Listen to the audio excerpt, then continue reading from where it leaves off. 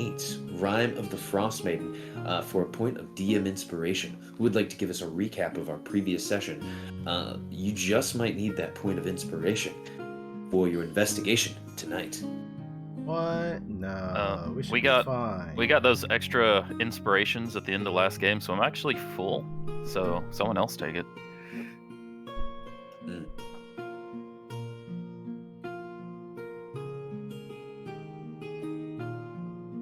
I could do it, but I'll give someone else a chance. Yeah, I'm in the same. Yeah, I'm in the same boat. I'm all full, so I want to give it to someone else who needs it. All right, do some rollies here. For those interested. Not me. That solidifies that. Not it. Okay, give it to us, Gaiman. I will do my best because I'm drawing a bit of a blank and I didn't take good notes. So yes. Yeah, David's doing this, not Gaiman. Gaiman's a little off his game today. We dealt with the wagon-sized mimic as opposed to the mimic-sized wagon. It kind of spread the love and pain and suffering around. But we prevailed and managed to get some vials of sticky goo and some mimic meat that nobody seems interested in other than Gaiman. We continued on to our destination as we were going to the town that... Targos. Targos. We were going to Targos because that's where the crow traps were. Because we were trying to figure out what was the common thread, what was the reason for us finding the crow trap heir apparent dead in the middle of the wilderness. We pressed the parents, and Mom caved and admitted that she had bribed a baron to get her son's name out of the drawing. And when we did go to question the baron, we played good cop, psycho cop, with Gaiman playing the role of psycho cop, and everybody else played the role of good cop to get him to confess to the illicit dealings. And then we headed into the wilderness to track down where the Torga and her traveling wares are currently setting up, and we're trying to figure out what's our next move. Do we go in and ask questions? Do we pull a murder hobo? Do we do something completely different and frustrate the DM? We'll find out now. Please take your point of DM inspiration. That was excellent. And I apologize in advance if I'm not my usual self this session. It has been a week for me, so. Well, hopefully that you can feel a little bit more relaxed, and this can be a good stress reliever for you guys. Factspiration question for everyone, and this is meta knowledge outside of the game. What is one secret the rest of the party doesn't know about your character? And this is opt in or opt out, so you can answer and gain that factspiration die, or you can opt out, be without it. Let us begin with the White Lotus. Alright. Well, I think maybe kind of low-key hinted at this, but for the White Lotus is not actually her real name. See, that's sort of a alias she decided to take on while she's in a hiding here, because she's still not sure if the Mind Flayers survived the crash.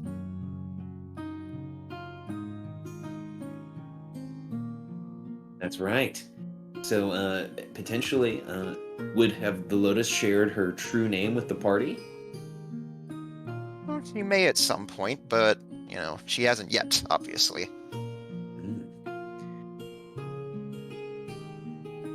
This will be very much like a video game that I just finished playing. When you learn that a character's name is actually a big freaking like lore drop bomb, and you're like, what? Looking at you, 2018. Looking at you, 2018. Thank you, Lotus. You have earned your Faxpiration. Let's look to Akia, 13. Akia, what is one secret about you that the party is not privy to? All right, so Akia has not been alive that long, has not been able to collect that many secrets. Basically, their life before they were sort of out on their own, and then as soon as they were out on their own, it was good mead and then this party. So the only real secrets they have is from their home life. And I think to delve into that, the first secret is what Akia stands for, because I don't think anyone has that come up yet. I don't believe it is so. Okay. Well, Akia stands for Autonomous Knowledge Engine Experiment Attempt, and they are number 13. I'll post that.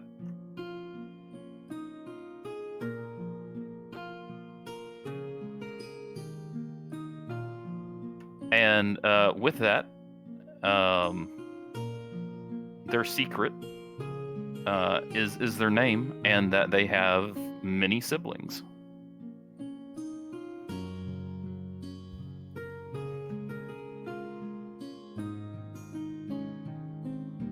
Now, because I am a giant weeb, and when I see a mechanical or robotic-based humanoid with a number after their name, I immediately think of Dragon Ball. So immediately I think of, oh no, of all of the other autonomous knowledge engine experiments and what they will do to the party if they are met. So that is a fun thing for your DM to think about. So thank you, Akia. You have earned your DM inspiration. Thank you. Let's pass it to Raylan. Raylan, what is one secret about you the party is not privy to? Raylan remembers. Almost 200 years ago, I was a zealous enforcer of the storm deities. In my moment of greatest need, I was abandoned, killed, and thrown aside like useless junk. Yet I live, and I remember. I will start with Auril, and then Umberlee, and then Talos.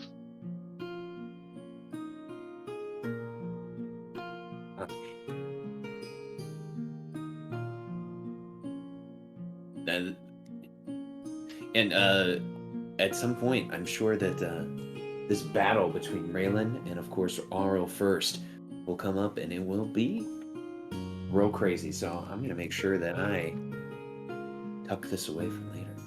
You have earned your Faxpiration 100%. Oop, oop. Okay, let's go to Gaiman here. Gaiman the Glaive. Well, your wish is being granted, Matthew. Gaiman is the sole survivor of his village.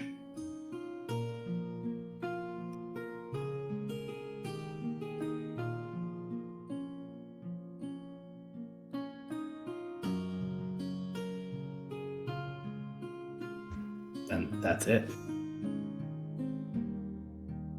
You have earned your Faxpiration. And as Icewind Dale citizens, as 10 towners, you would know that there are Goliath tribes that live in the mountains. But if you are non-Goliath, probably the details about them or more intimate knowledge would probably be hard to come by. So we'll have to learn more when and if we encounter those tribes. Let me give you your Faxpiration.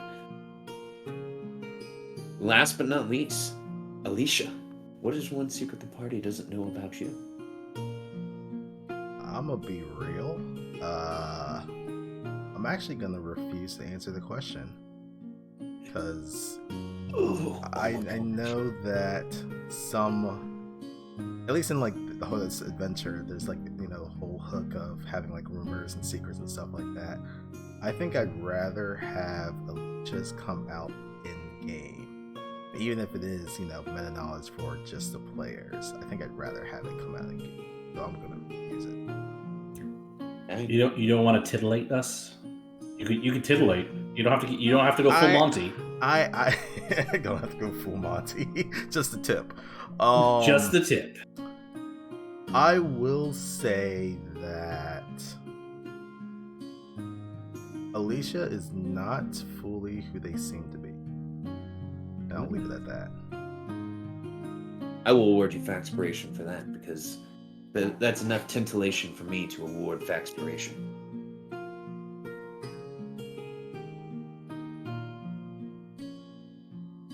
Excellent. Vengeance will be yours. And let us continue. So we have charged up and we are ready for the game. And everyone, let me take us to the map of Icewind Dale. I was thinking probably that conversation between Akia and myself would probably take place during our trip. Yes, the conversation that played out in the roleplay channel. Mm-hmm. Now, for any of our players that were not there for the entirety of it, do we want to have just a quick synopsis of what Akia and the Lotus spoke of as you all traveled from Branchander to Targos and up to Lonelywood?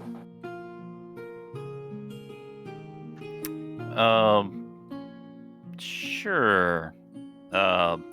It's in the RP channel, but if there's like some people catching the stream don't have access to that, basically Akia pulled Lotus aside and was like, "Hey, there might be repercussions for a lot of people when it is found out what was going on with the bribery, with the Ice Knife Killer, the people that have lost family members already to the Ice Knife Killer might be have other bad things happen to them." And Akia's like, would we be responsible for that? What are we supposed to do? Are we supposed to be turning in these people? Because Akia doesn't know. Akia's like, this is a lot of responsibility. I'm just a child. This is a lot. And Lotus's response was that, she's a journalist. Her entire career and most of her life has always been a search for the truth and exposing, and she's also made it her personal mission to expose people who use their power and privilege to take advantage of those less fortunate. And the way she feels is that, well, the Crow Traps were apparently more than happy to put someone else up on the chopping block if it meant that, their child didn't have to, even though that's someone else's child going up there. So as far as she's concerned, whatever happens to them, they have it coming. So intense.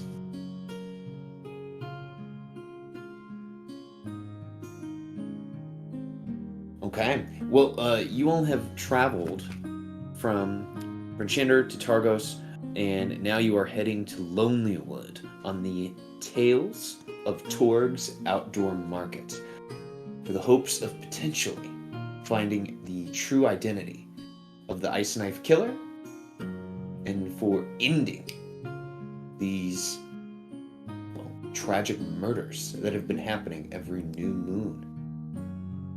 So, party, what is your plan as you make it to the outskirts of Lonelywood?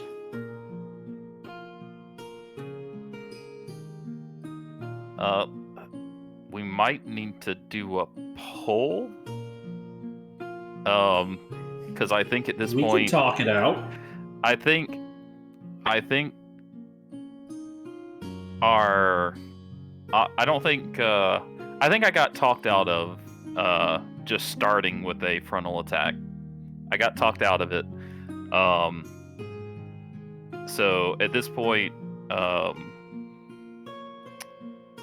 think the basic idea is either to just go talk to Torga or to investigate around a little bit. And I'm not sure which one of those we wanted to do. Either way, I do want to approach the traveling market separately so they don't know we're in a group together. I mean, I don't see why we couldn't, do both. We're basically, casing the place out, getting the idea of like how big their numbers actually are, how well armed they are. Oh, that's lay out in definitely place, that kind of thing. That's definitely option number 2. Well, one of the main problems is that we are all Thanes of 10 towns. Our faces are slightly noticeable. That's a thing. So, except for Ray. It would be quite noticeable if we are all in the same place. So trying to stay anonymous is kind of out of the question. I forgot we were all Thanes. Fortunately, I have eyes and ears Wait. everywhere. Are all your siblings look just like you, Akia? You could say, I'm not Akia 13, I'm Akia 6. No. Just to ask, does he have like an etching? No, or just like... Does he have like an etching of a 13 in his breastplate? Yeah, like it's marked Akia with the dots and number 13 on it. So I figured it was one of those 18. I figured it was one of those like laws of robotics things where it's like I cannot lie to humans. Oh no, definitely not. No. Akia was not made for that. We'll put it that way. The 3 laws don't exist in this realm. That specifically would go against what Akia was made for. So, Gotcha. But it would be under their armor, so it's not like it's just. It's not overtly obvious. Yeah, it's not overt. When they don't have their scale mail on, it's on display. But when they have the scale mail on, it's not. So. Okay. You were saying something, Raylan? I think I was just saying that I have eyes and ears everywhere, and so if there's information that needs to be gathered, that will be difficult, or that will be easy. Us approaching them, however, will be difficult. As you know, Lonely Wood is heavily wooded, and there are several cart paths, but they're very, very heavily trafficked, so finding them without giving our location away might be challenging. I mean, it still could be fine for us to be up here in the same area. There was if I recall correctly, some type of murderous beast that was in the woods. I can only say that it was brought to our attention, so we decided to come and deal with it. And What exactly to be in the same area? What exactly are you all afraid of being seen together? Oh, I'm not. I'm just saying that it would be something that would happen. I mean, it doesn't bother me at all. If I'm not going to go through the role playing of this, but basically, my concern as a player, I think, more than Akia, is just depending on how Torga is involved. As soon as she knows that we know sort of what's going on, if she thinks she's gonna get like executed for her crimes, just depending on what her involvement is, she might have us immediately attacked. Well, that doesn't exactly do her any goods if she's sending assassins after us. Not to mention, like, if this is anything like when they were set up outside of Brinshander, they're like within spitting distance of like several like witnesses, so attacking a bunch of Thanes just right off it isn't going to look too good on them. Well, yeah, it would be like attack the that, police sort of thing. We can say that we were here for a different matter. It just happened to be in the area. If she decides to attack us, well, then that kind of incriminates her a lot easier. Well, I mean, yeah, it would just be if she felt like it's fight or die, you know. I mean, I don't know what her involvement is. I'm just saying that there's a small chance that could happen. But if it did, and we start off in a battle surrounded, that would just be really bad. For them. Ray, what is the, I guess, security of Lonelywood? I'm not entirely too versed on how the other settlements kind of handle themselves. Yeah, there are really no walls here. As I mentioned, it's heavily wooded, and that serves well enough to keep most people out. And as you know, there are lots of beasts that prowl Lonelywood, so it almost kind of patrols itself. But there's not much in the way of conventional arms and armaments here.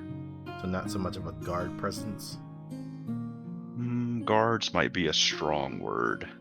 Militia? More like freelancers. I guess that's good enough. On what terms are you with those freelancers? Well, anyone who's operating in Lonelywood does so with the cooperation of everyone else. If anyone is pursuing goals counter to the well-being of everyone else, they're dealt with. So, I guess that's a long way of saying I don't expect any trouble from the other operators in Lonelywood. How about this? If someone wants to talk to Torga first, like in a tent, and then the rest of us just sort of, go shopping so that we're there, that'd be fine. I don't think that would be, like, as threatening. If the worst happened. I would be fine Yeah, I with think that could work. Yeah, you have like one or two of us who could go in and talk with her while the rest are milling about. I've already met Torga previously when we were in Bryn Shander. I could do it. What time of day is it? It is about to turn to noon here. Or excuse me, let me stop the clock real quick. I should probably set the clock to be 24 hours so that I don't get stuck on this. Oh, hour. Yes, so it's about to be noon. So the dim light is about to begin. So the little light that you guys would receive every day is about to start. That might be to our advantage if someone wanted to remain nearby.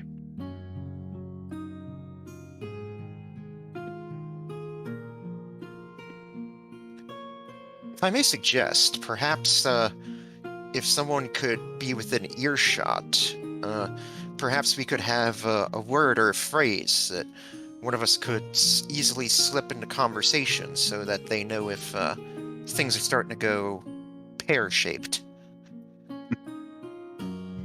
What exactly is a pair?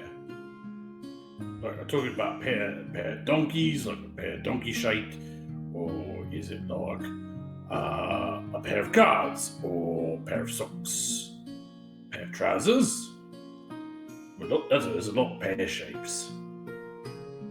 No, Gaiman, when I say pear-shaped, it's a bit of a nested expression. A pear, where I'm from, is a type of fruit. It's sort of like, it sort of becomes kind of like bulbous and round at the bottom. And the idea is that it's meant to be when you're making pottery and it kind of gets away from you and it kind of starts getting into an odd shape that you don't like. I think if it does get to a point where it feels like we're going to have to fight the entire camp, we should try and leave peacefully and then, like, attack at night and enact all the crazy plans. Yeah.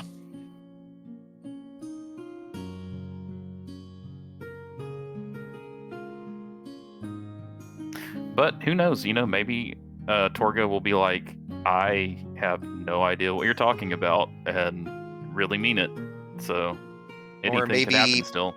Or maybe she might be under suspicion about something, but, and is willing to say, like, I don't want to do it, but hey, if y'all want to put yourselves on the line to do it, that's fine with me. Yeah, she might. There's always the chance that she'll help us. So, never know. Do not know what's going to happen because we don't know if she knows that. I mean, we're pretty confident that the olive skin guy is the one doing the killing, but just from the clues we've gotten so far, but we don't know exactly what Torga knows about it.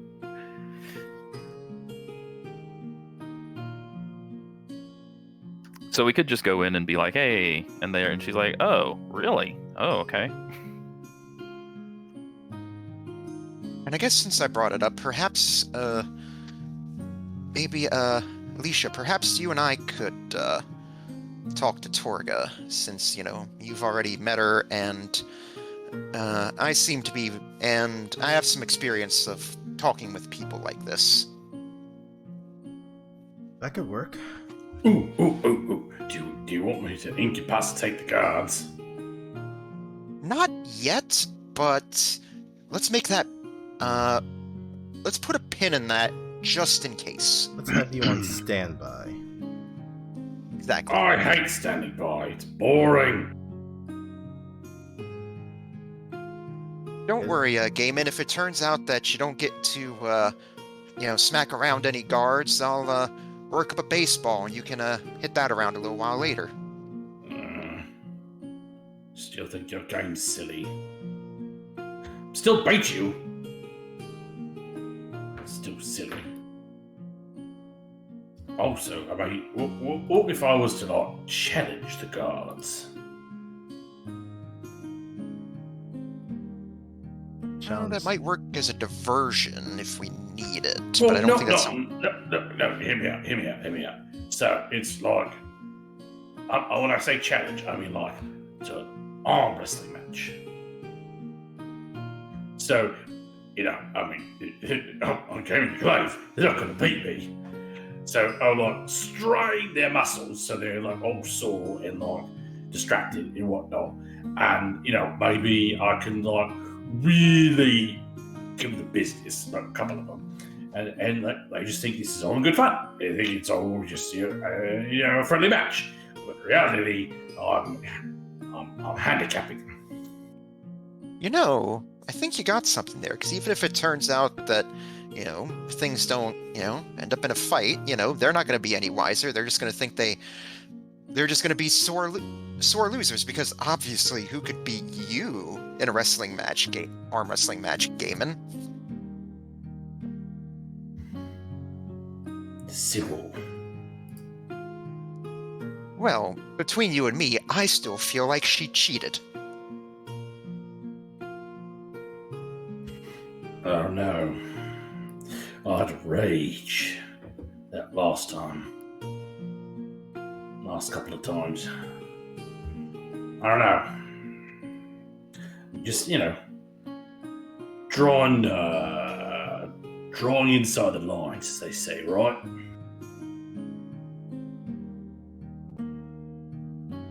I gotcha, but don't worry. I'm sure you'll have your rematch against Sybil one day, and I look forward to seeing you make her humble.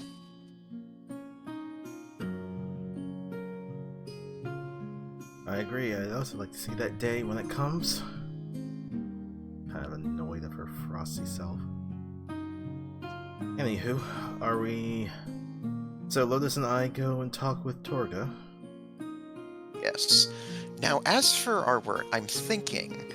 I said, anyone with it... And if any of you are in earshot and just hear us mention... I guess since I brought it up... mention something about pairs at all in the conversation, that's when you know that things aren't going well. That's when you want us to start attacking? Just start shooting up the place?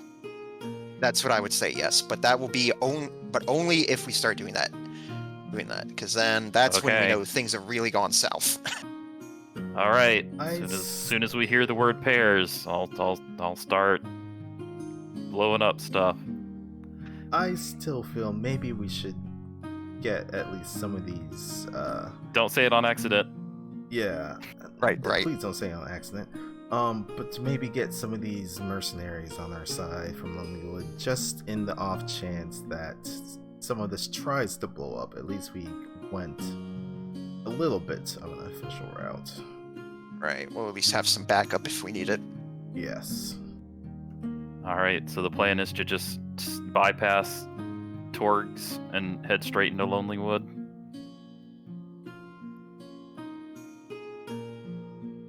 More or less. Okay. All right, we do that, DM. Okay, everyone, it sounds like you guys are going to head straight into Lonelywood. So, let me take you to the Lonelywood map. Let me go ahead and preload.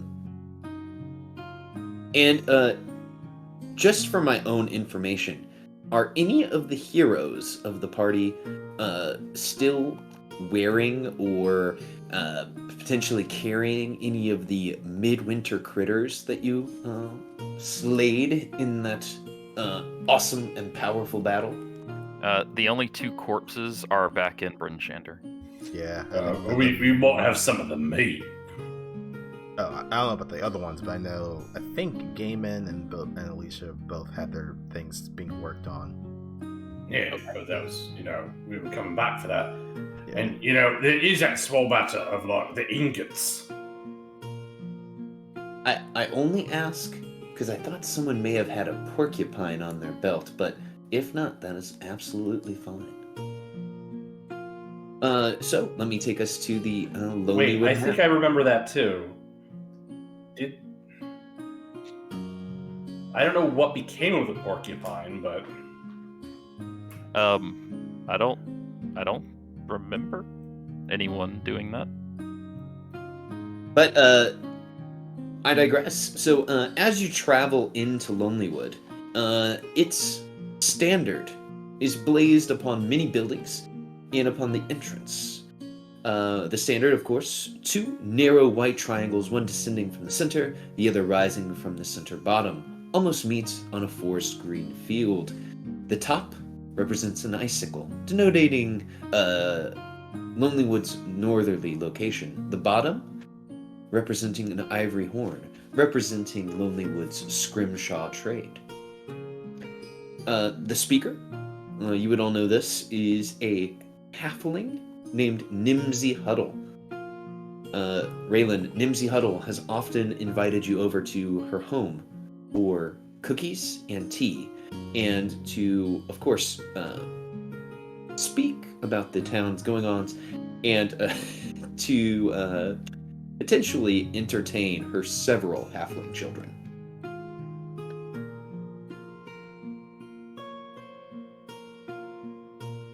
This lady trying to play matchmaker? Got it. Nimsy's cookies are delicious. I hate to admit it. And the one thing that maybe all that halfling weed that sticks out about them is that they're always in the shape of a halfling. So they're like cookie cuttered to look like your stereotypical Bilbo Baggins, but on a cookie tray. Oh, that's actually kind of cute. Mm-hmm. And it's like with the smell of cookies, Lotus is brought back to Christmas time whenever the apartment will be filled with the smell of gingerbread.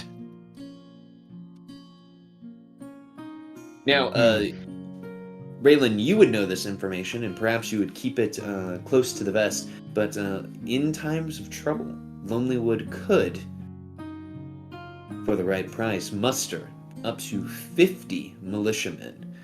However, the population of Lonelywood is only 100, so you would potentially reduce your population by half if you were to use all of your militia in one go. Yeah, I think I might have alluded to that a little earlier in talking about how Lonelywood doesn't really have a standing army. I don't think things will go that desperate. You mean that Not. What is the alignment of Nimsy Puddle? He is, and perhaps you are able to tell this from the way that she gives you cookies, from the way that she's always asking if you would play, children-like games with her halfling children, whether it's charades or it's singing childlike songs. She is very lawful good, which is very interesting for the town of Lonelywood, that they have such a rule follower as their speaker. I think it's best if we not involve Nimsy in this unless we absolutely have to. And perhaps you all would have met Nimsy before, but this is an image of Nimsy.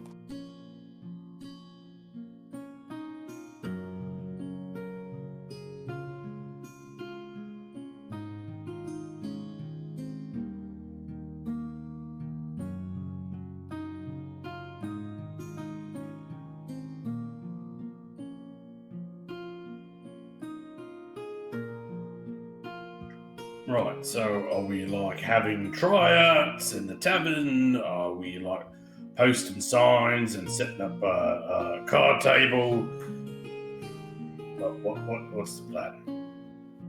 So I see. Can you guys see my cursor? There should be like a food court over here. This might be where we find the traveling merchants. So if there's a way for us to maybe lay some eyes on this area, but not be too overt, that might be a good start.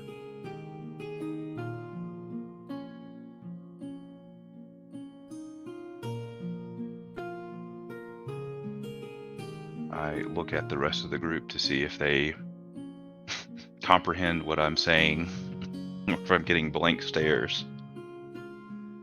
I mean, 9 times out of 10 you get a blank stare from Gaiman. Akia only does blank stares. 10 out of 10 will only give blank stares. Got it. Well, maybe when we walk by Nimsy's house, maybe don't gaggle. That'll draw too much attention. That makes sense. Don't giggle. Right, got it.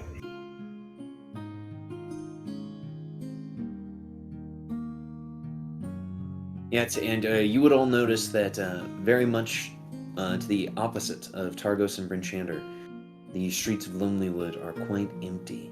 It seems that the people are about, since the light is about to fall, the main business of Lonelywood, of course, is either lumber or scrimshaw, which is made from the heads of the knucklehead trout. So many of the people are either out on Mare Dualden or tempting fate, meeting the white moose.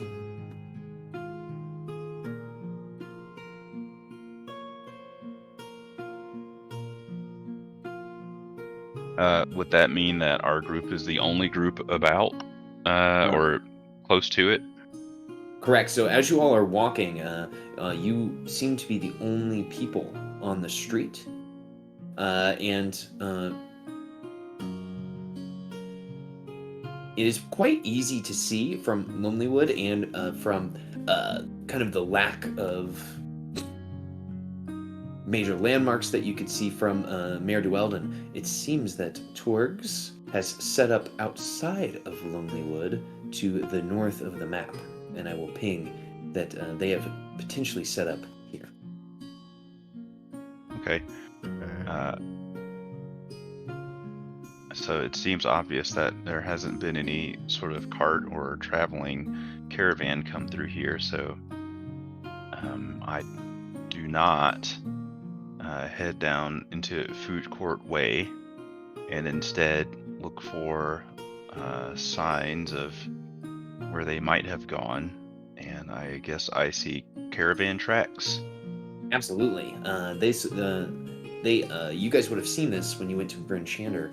They carry most of their goods on the back of dog sleds. So you would see the footprints of their sled dogs, you would see the tracks of their dog sleds, and the footprints that they would have made trudging through Lonelywood to set up shop.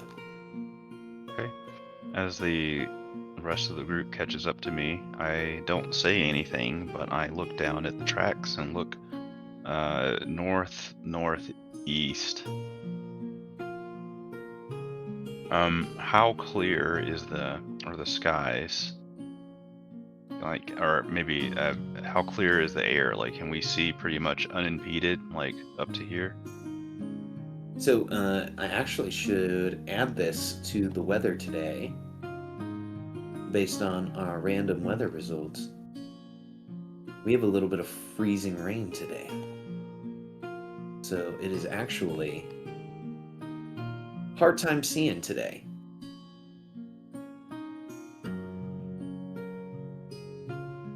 So a little bit of frozen rain as you guys make your way through Lonelywood. Raylan, is there like a tavern that we can go to? Maybe we can overhear anyone speaking of Torga. Sure. Is the Lucky Liar is probably where you want to be.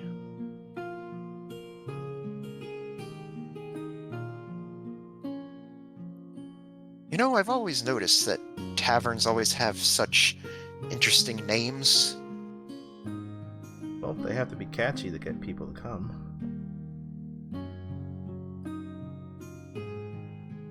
Yes. Do you fancy a drink? Warm up in this miserable weather. I mean, that wouldn't hurt, but I think mostly just to see if we can't overhear some people talking of rumors, anything pertaining to Torga, since they may have just came in here.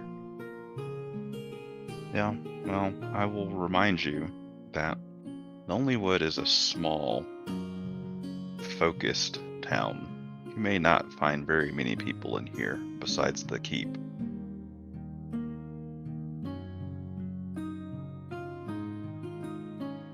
Honestly, I just really want to get out of this freezing rain. Even with my resistance to the cold, I'm freezing my tail off out here. Well then, Lotus, your tail's still attached. It's not off. Well, it probably won't be on for much longer if we keep staying out here. Oh, okay.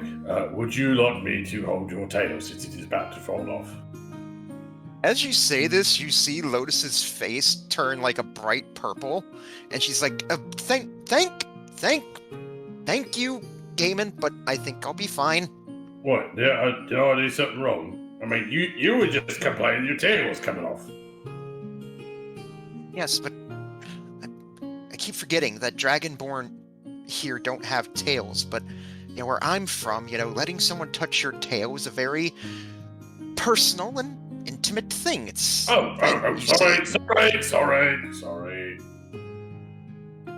You don't mean to offend. It's all right. We're all learning about each other here.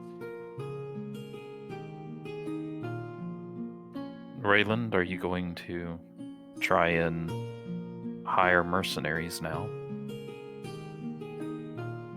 well, I don't know if that's necessary. I thought we were simply looking for information. Yeah, let's see what we're able to find. If it comes to that, then maybe we can ask around. I don't think... If you have the relationship that you do with the town speaker, then maybe they'll have our back if, pardon my language, shit goes sideways. I think that... Yeah, if shit goes sideways, it's bad. Shit never goes sideways, it just goes down. I think that Nimsy, well, she's adorable, but she's probably going to disapprove of our efforts. She would disapprove of us trying to catch a killer? She prefers diplomacy. She doesn't typically approve of the more direct approaches.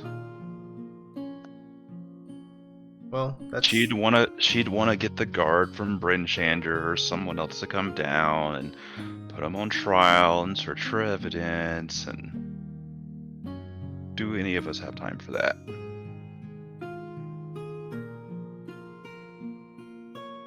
Ain't nobody got time for that. Come on. Is there anyone in the bar? So, as you all head into the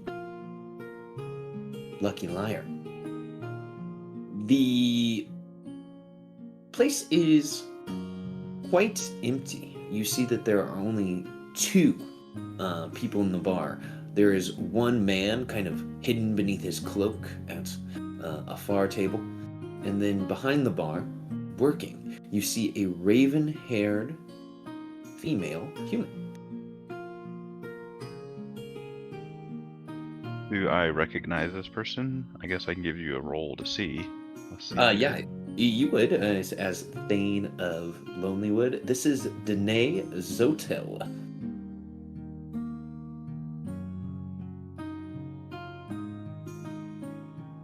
Zotil. And here I will, for you all's note keeping. Oh, that's appreciated. She is doing, standard stuff that people in the surface industry would do during their low times, cleaning silverware, cleaning plates, cleaning the cups, preparing meals, those type of things, as she has the time to do so at this point. Lotus will take an empty seat at the bar and not even wait to ask. She'll just take out one of her cigarettes and light it up to warm herself up. Oh, well, hello there. Welcome to the Lucky Liar. You guys are here in the low time, it seems. As she looks around to the group, and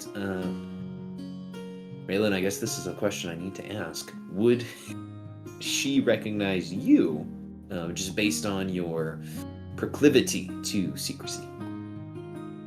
I'm definitely not necessarily a regular in the bar, but I have been seen around town and do have a public station. So yes. Oh, she would kind of say, well, Miss Silverhand, welcome to the Lucky Liar. We're here on business. Oh, well, I'm just slightly surprised that you're here. How can I help you? Has anyone interesting or maybe questionable passed through here recently? Oh, well, it's, I guess, Lonelywood's rotation for Torg's outdoor market. I saw her lot marching through town earlier, so if you want to call them interesting, I saw them, and of course, daily notice to stay out of the forest. In case you haven't heard, there's the white moose that is still terrorizing the place. Yes. Tell me, how many are with Torgs? Well, when I was kind of looking out to kind of just get my bearings and to, have something else to do besides clean up, well, I saw Torg, of course, and that handsome man that's always with her. I don't know his name, but man, such great skin. And I think I saw about 12.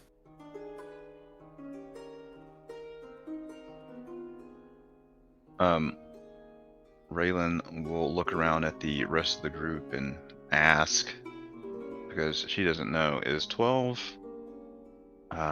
a lot? Is this unusual? How many people does it usually take to run such an enterprise? When Alicia was at the market previously, that seemed like about the same number. Yes, she had about 12 of her sled guards that were there, that were kind of watching people as they went around, perused the wares, all of that good stuff.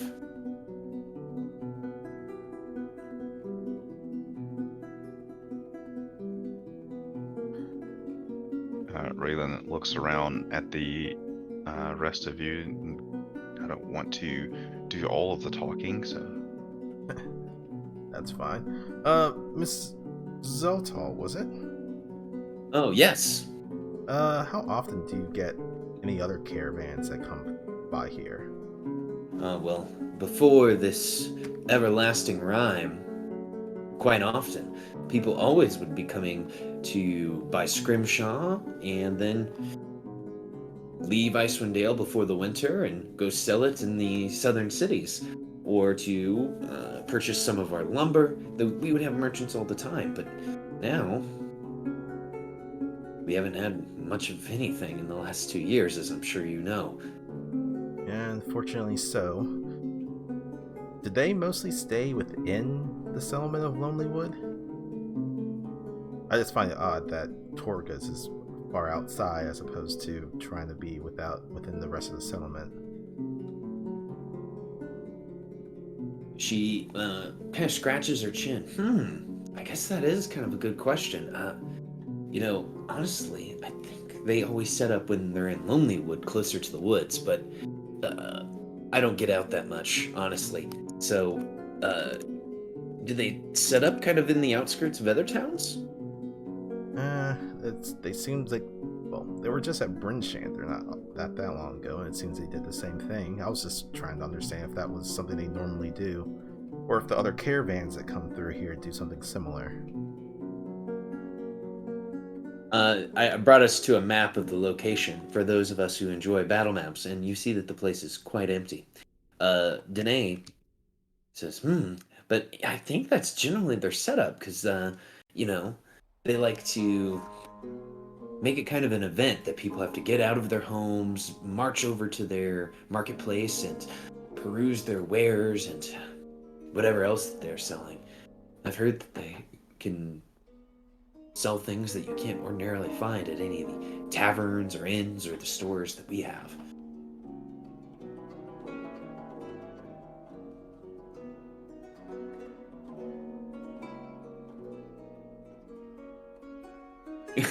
You both look to another Bang, recognizing Bangs. Yep. Well, I don't know if anyone else has any questions. We're still just kind of looking around and just getting out of the rain. Quite dreadful that it just came up. Oh yeah, I mean, frozen rain, snow, sleet, hail. It's all we can expect these days. I haven't seen a rainbow in over 2 years. I haven't felt, what it's like to sunbathe on top of the Lucky Liar. I don't know if I'll ever get to again. Well, I would hate to leave without at least patronizing you somewhat. Do you have anything you can offer to drink at least? Well, of course, we have the good mead from Good Mead.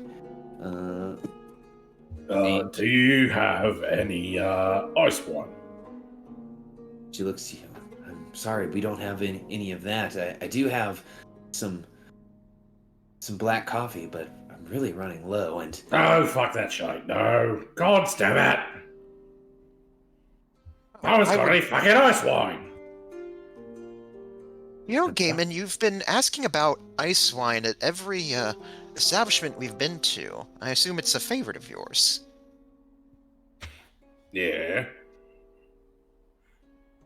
It is. I like sweet things.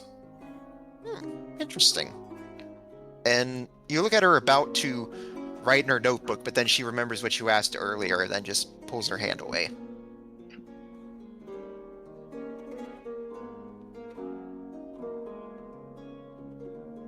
Actually, that does bring up a good point. Miss Zilto, how are your stores of mead? I think I've heard that there was a little bit of a shortage in some areas. Well, I'm sure you know that certain towns have rivalries with one another. I'm just thankful that Lonelywood and Goodmead aren't rivals with one another.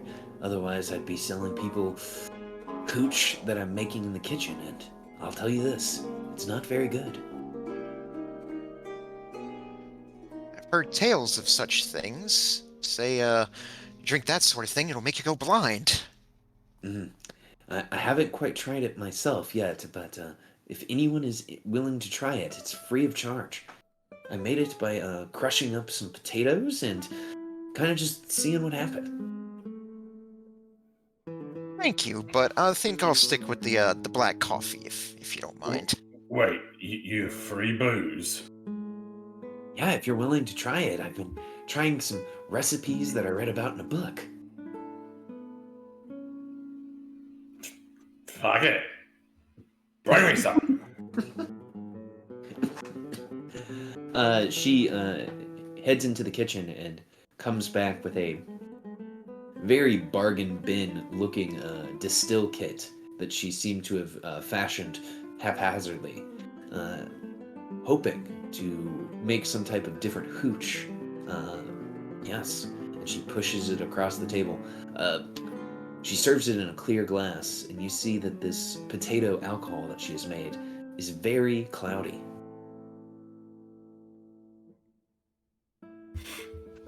Gaiman will pick up the glass and he'll kind of sniff at it.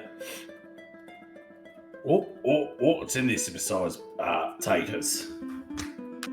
Well, I put potatoes, I put water, and then from the recipe book, I had to put a little of our malt, and it said to find a little bit of mold, and it had mold in, so I added that. You put mold in this? Yes, apparently it helps to make all of this come together.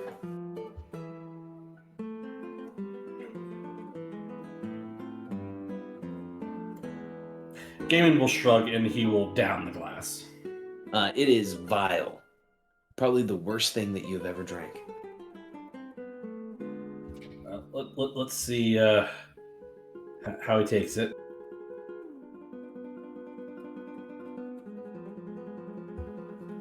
You kind of see him like knock his head back, and he like starts craning his neck, and he's like, "Well, if you work through the aftertaste, I mean, how high is the ABV?" I would say this is some very borderline vodka that she has made. So it's probably encroaching upon 20%. I mean, another. I'm not sure. Okay, she'll say, "Oh, well, guys, I think he liked it." And No, I'm still trying to figure that out. Come on, give me another. as she's pouring you in a glass, this man stands up and says, "Don't you drink another glass of that. She tricked me into drinking 2 glasses of it myself, and I've had the runs for a week." Yeah, well, some of us are made of sterner stuff, mate.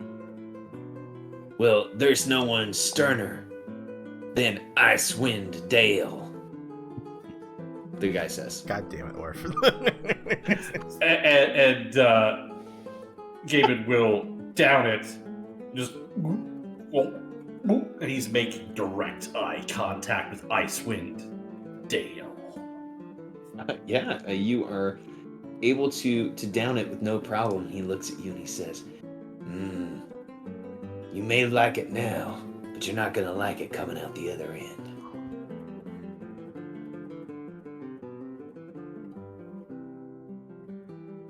Are you threatening me? He says, "I'm only warning you of what's to come, and that is the runs." Again, I say, friend, I am made of sterner stuff. He narrows his eyes behind his glasses, and he says, "Well, I guess just let it be then. Don't accuse me of trying to do you a favor." And we'll slowly sit back down into his armchair. I don't know, maybe I don't want to let it be. I don't think you want to let it be either. He cranes his neck from around his neck chair. He says, "Thane Raylan, you see this guy in here?" Yes, Gaiman, sit down.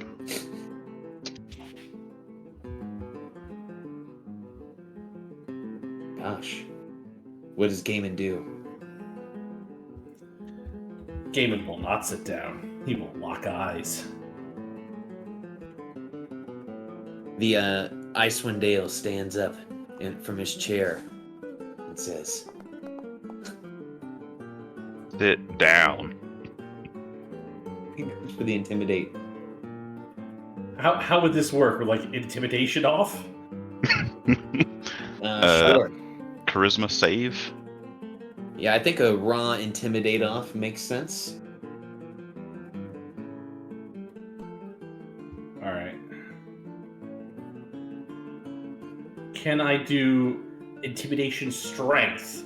Like, Gaiman's gonna pick up a bar stool and he's just gonna crunch it. Oh my gosh, absolutely.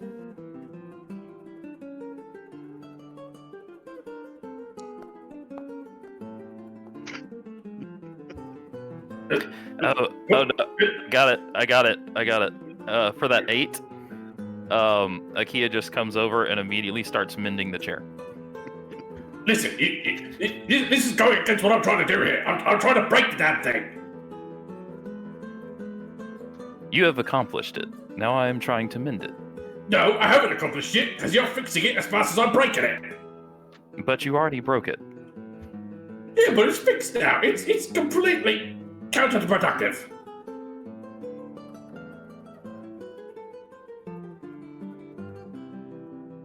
The Icewind Dale just nods his head and says, all bluster. Well, if you'll excuse me all, I've got some fish to catch. I've got a great idea for a new scrimshaw. And he will walk towards the door and exit. You all could see that his pockets were absolutely full of an unknown substance. What that could be, one could. Oh, I know exactly what it is, but I won't say. Cha-cha-cha-cha! You made me look stupid in front of someone. Don't like it. You made yourself look stupid. Now sit down. Gaiman is being a very pouty child right now. He is going to go and drink a third glass of the shitty vodka. Oh, it's real bad. It's like Let's trying see to how bad he drink takes it. alcohol. He's still going strong. Mm-hmm.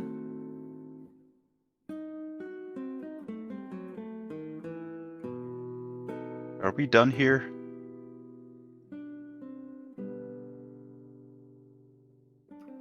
Akia feels really bad about fixing the chair. We'll mope as well. I guess at Raylan's question, Alicia will say, I think so. We can be our way. I'd say before we go, Lotus finishes up, and then she'll put the mug back down on the counter and say,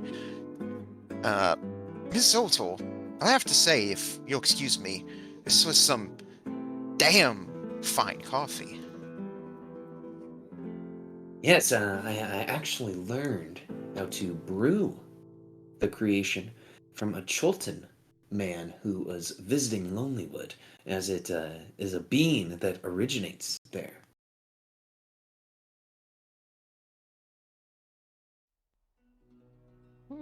Interesting. I'll have to look up that place later. I haven't heard of it.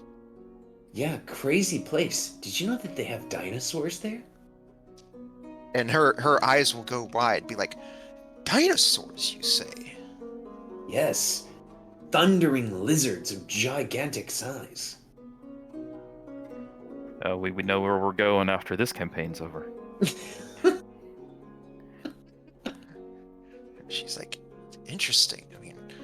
I mean, I've seen drawings of dinosaurs before, and I've been to museums where they have the bones of them on display, but I've never actually seen one like walking around.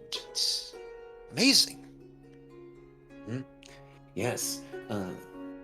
The man in question, his name is lost to me at the moment, but I'll think of it soon. He said that they even had dinosaur races. I think I've seen a few illustrations of these dinosaurs. Quite large creatures, apparently. Mm-hmm. Or small. They come in various sizes. I believe we are getting distracted.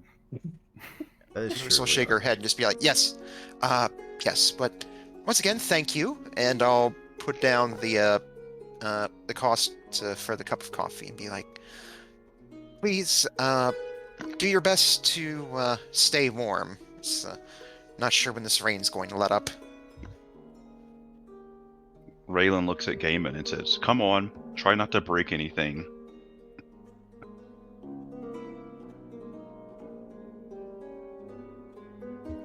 I No, wasn't Gaiman. breaking anything, I was just drinking.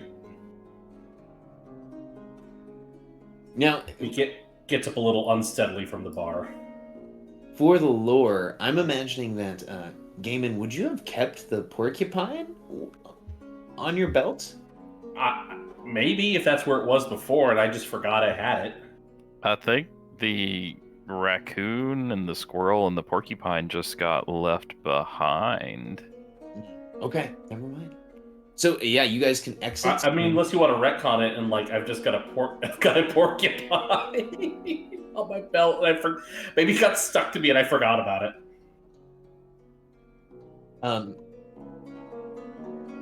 I might just have to. But yeah, you guys can exit. Danae would say her goodbye. Thank you for the patronage. This is a slow time for her because this is the only time during the day that people are able to shop not shop.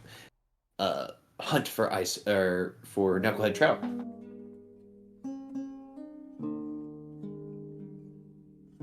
Right, party. What is your plan as you all exit the Lucky Liar? I think we will kind of go with what we originally had talked about, Alicia and Lotus approaching Torga with the others. Wait, the others going to be also in the marketplace, or were they going to be kind of like closer? I was just gotta be shopping. I don't think it's that big. I think Yeah, it wasn't a huge like plaza or anything like that. I think we can shop and still be within 60 feet of you. Yeah, that makes sense.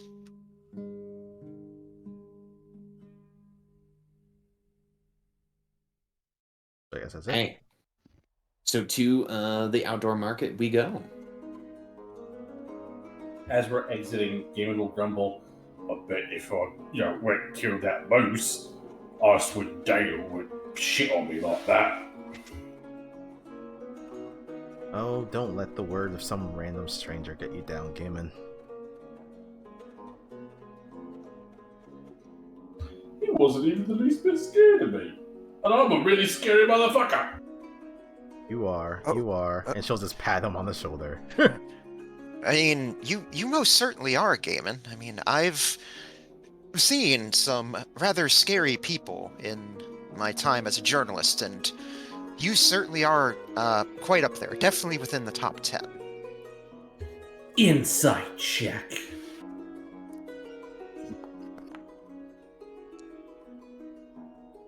As you can tell, as far as you're aware, she's telling the truth.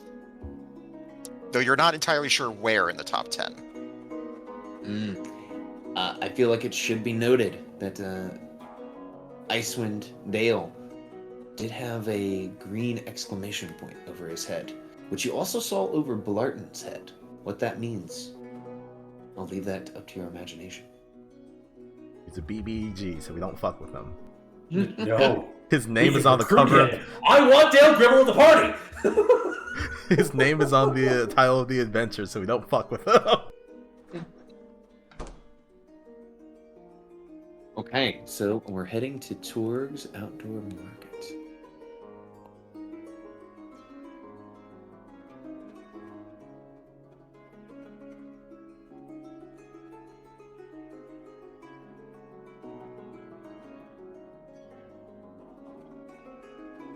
Let me activate the map. As you guys approach Torg's, the familiar sight of the igloos that they built is quite familiar. The barking of their sled dogs fills the air. You see a few citizens of Lonelywood perusing their wares.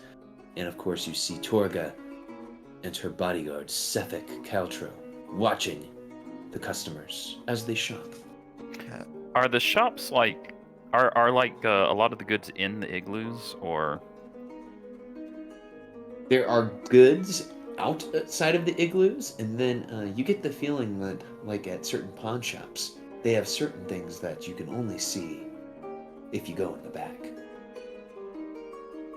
I would say as we walk up, Lotus will move in close to Alicia and just sort of like whisper to her, it's like, Alicia, you think if I ask nicely, they'll let me pet the dogs?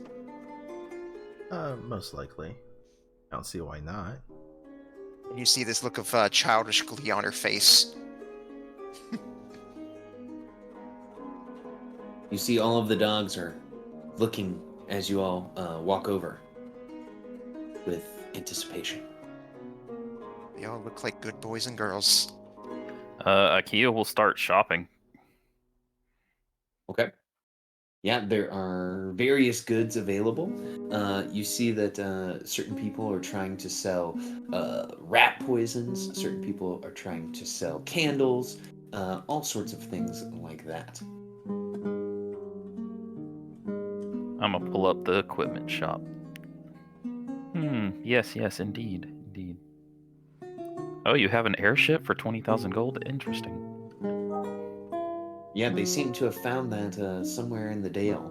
They found an airship for you guys. No.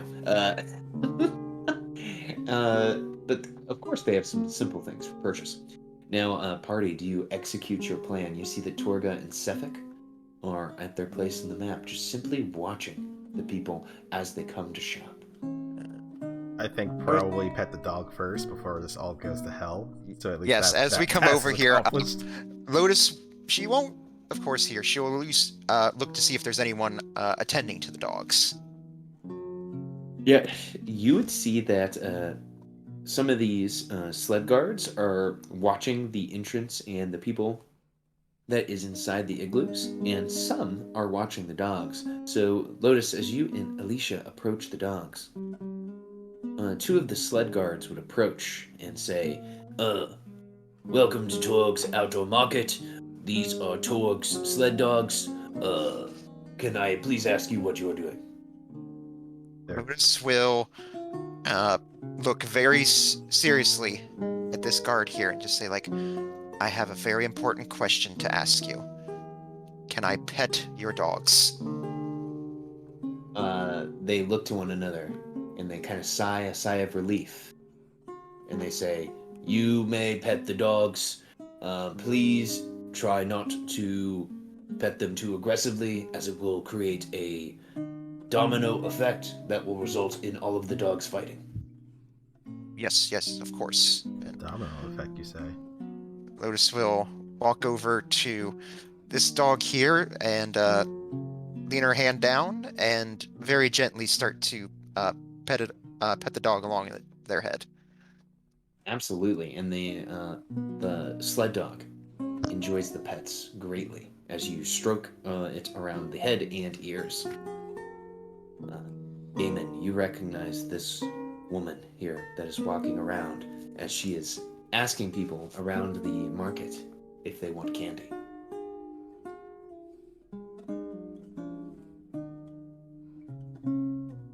Gaming gets kind of a nervous look on his face, and he fidgets a little because he has not had any candy today, I don't think. Or did he? And it just didn't feel good.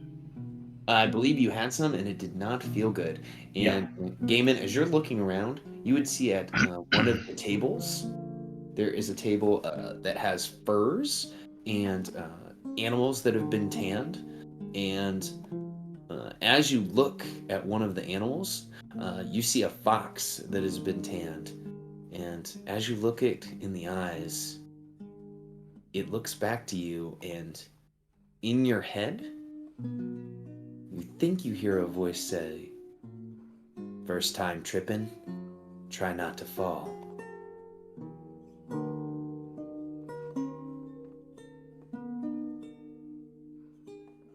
Wait, what? Who said that? And Gaming looks around. You don't see anyone talking to you. You just see the people that are shopping, and now they are kind of looking at you strangely as you have exclaimed aloud. Well, I thought someone was talking to me. One of the guards approaches. Are you okay, sir? Yes, I'm fine. Fuck off. Go about your business. Okay, well, please, try to keep it at a respectable volume here. I'm trying to run a business. I will speak at whatever volume I want to. Well, be that as it may, please. We have people trying to conduct business. The guard looks at you very seriously. The apprehensive guard, of course, is very apprehensive of your giant size.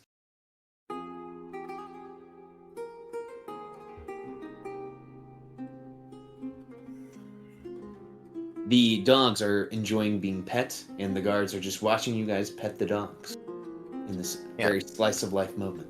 As Lotus is petting dogs, she'll talk to Alicia. She says, like, when I was growing up, our apartment didn't allow pets, and even if they did, Mom said we could never afford to take care of one.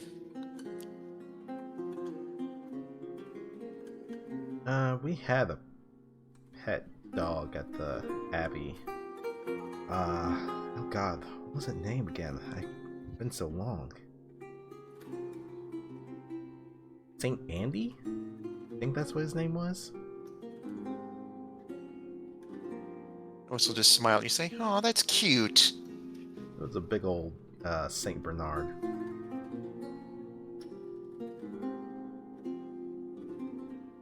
Yes, well, this one's a very good boy, girl. She says, not sure. Well, shall we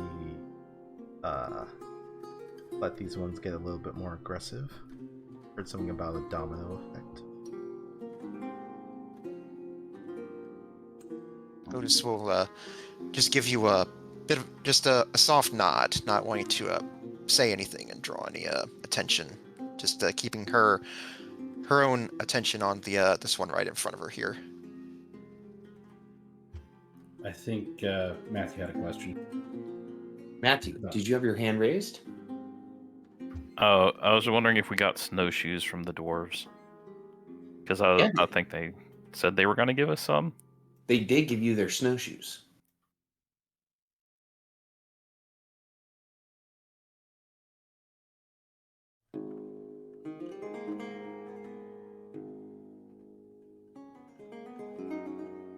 So the dogs are looking happy to receive pets. Gaiman, of course. The animals are talking to you again. The leaders of this little caravan are looking on to you guys with a little bit of maybe a suspicious eye. If Nothing is awry quite yet. pets a little bit harder on some of these, how do they start reacting? They start to act a little like jealous. Like when you start petting one of them with a little bit of vigor, the two next to it start to like meh, meh, and try to like get in front to get pets, and then they start to like bite at each other just a little bit. Okay. Does that catch the attention of the dogs to the south? And these dogs over here. Yeah. These dogs over here seem to be contented as one of the sled guards is taking care of them. But these dogs over here are starting to act up a little bit. And the ritualistic Torg sled guards say, "Oh yeah, please don't pet them like that. Any more like that and we'll have a full-on dog fight between all of these guys." Oh, but they're just so fluffy and cute. And this keeps going. Oh my gosh. Give me an animal handling check.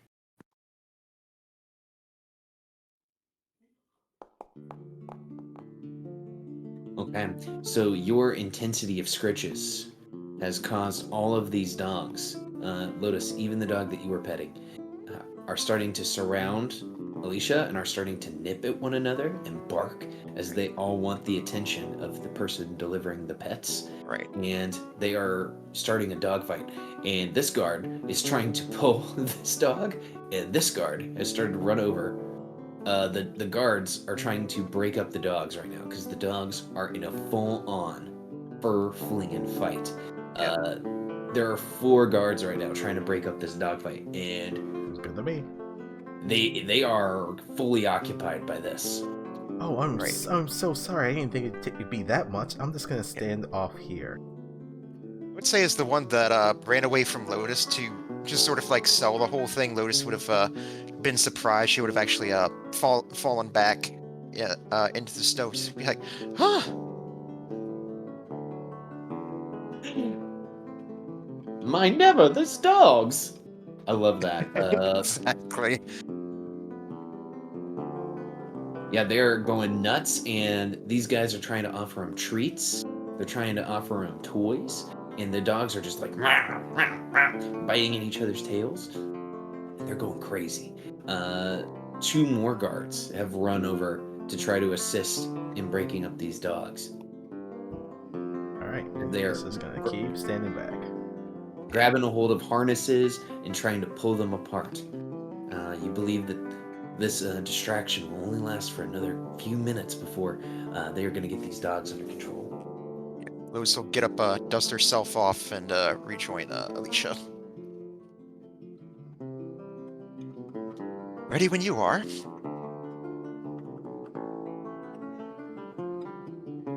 Oh, hello, Miss Torka. She says, "Oh, if it isn't the Thane of Targos and the Thane of Bryn Shander, welcome to my outdoor market."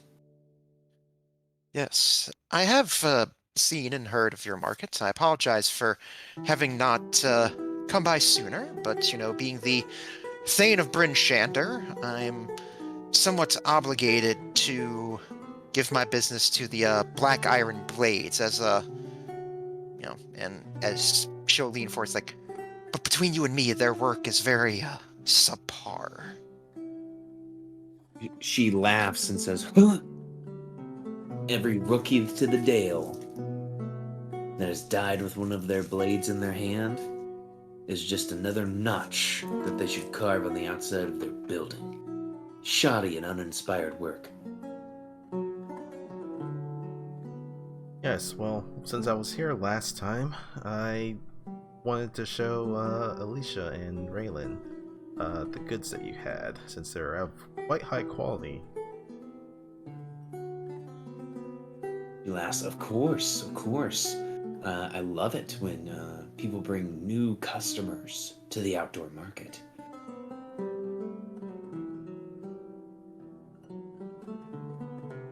Get scooch a little bit closer. I assume that there are like wares on this table. Correct. And Alicia, Lotus, and Raylan, you would notice that this gentleman here wears no coat. He doesn't wear any gloves. He's not wearing any thick fur-lined boots. He is only dressed in a white linen shirt, a black vest, and very tight-fitting pants.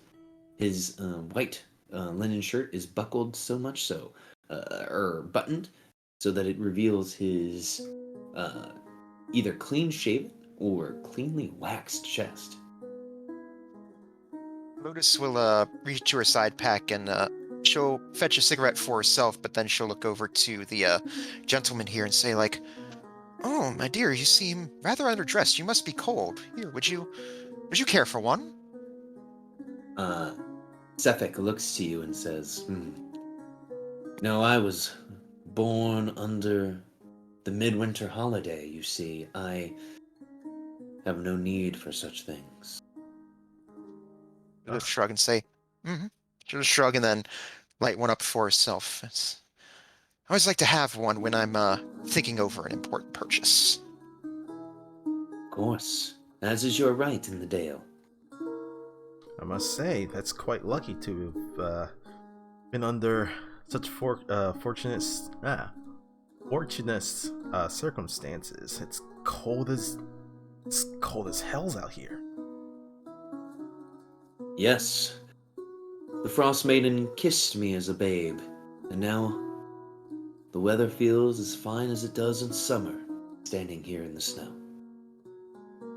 Oh, so you're a follower of the Church of Auril? He says, I wouldn't say that or go that far. I just was born under a very special star. And I've found myself in a special place that I can make a living in.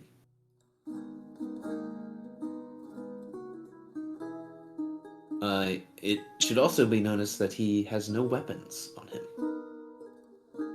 Figured. Whereas you see that all of the other guards have weapons, including Torga.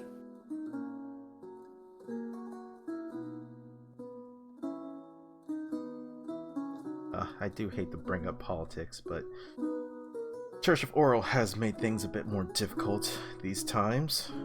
People just trying to get by, and with all these sacrifices and whatnot, it's just dreadful. Yes, yes. Not to mention the rumors of a serial killer running around. It's why I'm glad I'm traveling with you all. It helps me feel safer. Hmm.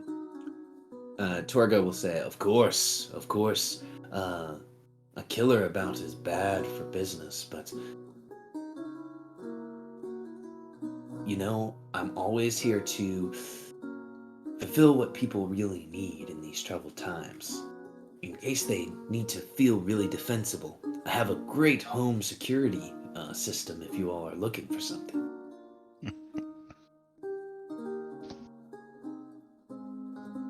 You know, I may be in the market for something like that, you know. I have my own.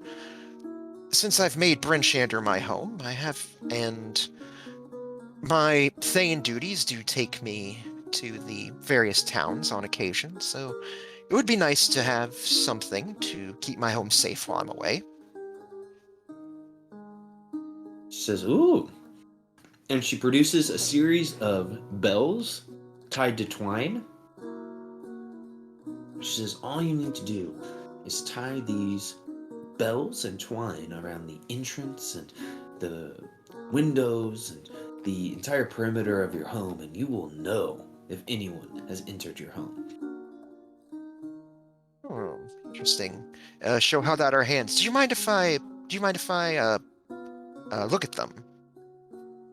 And she says, oh, of course, please. Lotus will look over the bells and twine and just start studying them for a moment. And then she'll look up at Torga and say, look, I don't mean to speak out of turn here, but, you know, I see these and I'm like, you know, I could go to a general store and pick up something very similar. They call these holiday decorations, you know? I mean, I wouldn't like to think that you're trying to pull one over on me, would you? She smiles, and you see that many of her teeth are missing, but she does have one kind of fancy gold tooth, and she says, no, of course not. Only the finest for the people of Bryn Shander and Forth are thanes that protect us. And, how much are you thinking of charging for these things? And she says, oh, nothing crazy, only 5 gold pieces. 5 gold for these? I mean, it does seem quite the bargain. I mean, I'd dare say it would probably be a bargain at twice that much. I mean, as they say, you can't put a price on security. True, but, I mean, our good friend Torga can, but, you know, she certainly has to keep her guards and their dogs in food and warmth as well. So I tell you what, and she'll hand the bells back over. Allow me a bit more time to think on this, but I will definitely say I am very much interested. She gives you a respectful nod, of course. And if you're ever needing more advice on home security or perhaps anything else, please keep me in mind. But of course, it's Alicia, do you see anything do you see anything that you would be interested in? And I guess you can sort of tell from the way she's looking at you that she feels that we're in a comfortable enough position that you might be willing to broach the subject if you felt so inclined. Yeah, that's what I was kind of figuring. Well, I mean, there are a couple of items that I was thinking of, but I mean, we also do have some business in Targos and East Haven. Uh, As I think about it a little bit more, where else would you be going with your market? Do you have a set route? Maybe we can cross paths at a different time. She looks to you and she says, "Oh, well, it's kind of a strange thing, you see." And she pulls out a 10-sided die. After our 2-day stint at any one town, I give this a roll, and then, depending on what it says, I decide to go there. I like to keep people on their toes. It's a real interesting method of drumming a business. They're always waiting for us, no matter what town we go to. Lotus has taken our notebook and is writing it. Intriguing. So you leave your traveling route to chance, that is. Seems rather, if you don't mind me saying, a bit odd considering how the weather around here can be. She nods. She says, "Actually, someone I trust very much came up with the idea. Old Sephic here said, as a way for us to have a little bit of fun with it, not be so locked down to just this day we go to Britishender, 2 days later we go to Targos, so on and so forth." And I would say that he's been right. That is quite an interesting method. How did you come up with that? Looking towards Sethic. Oh, well, at one point in my life I was a sailor, and we would always live for the days that we could port and play dice games, and this just gives me a little glimpse back into the past.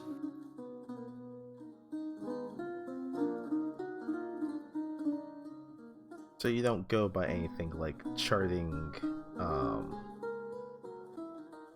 would you say, the lunar cycle or anything like that?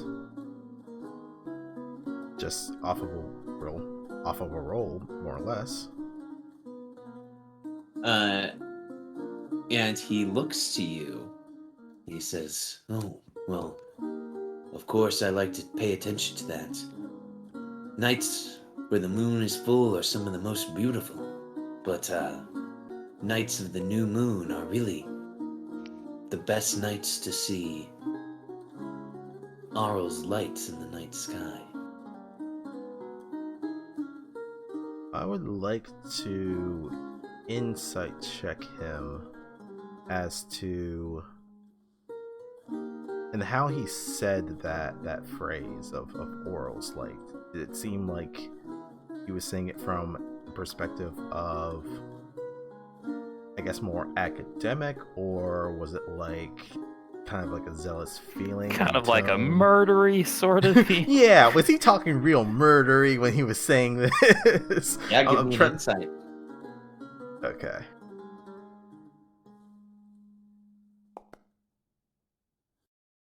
Ooh, let's see here.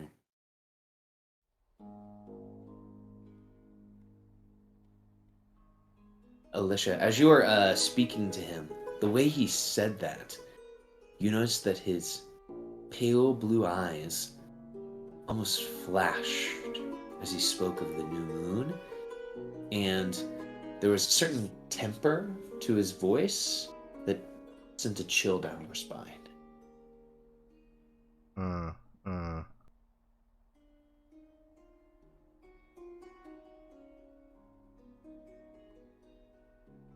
So it was indeed a little murdery. finding some way of detecting that.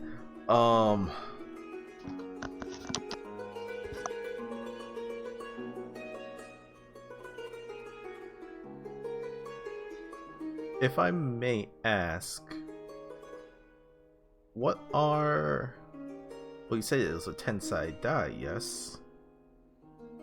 What numbers are the towns assigned to? He looks to you and he says, well, why don't I just show you? And he produces a scrimshod 10-sided die.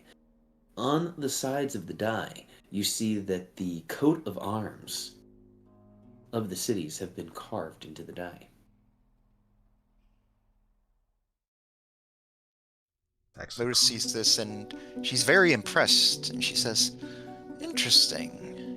You know, I was thinking that this method of movement would be good for, well, anyone who might try to, track your camp's movements. I mean, not that anyone would want to try to do something like that. I mean, considering the force you have here, anyone would have to be, well, rather crazy to think to do something like that." or well armed, to be probably more precise. Actually, you know what? That does remind me.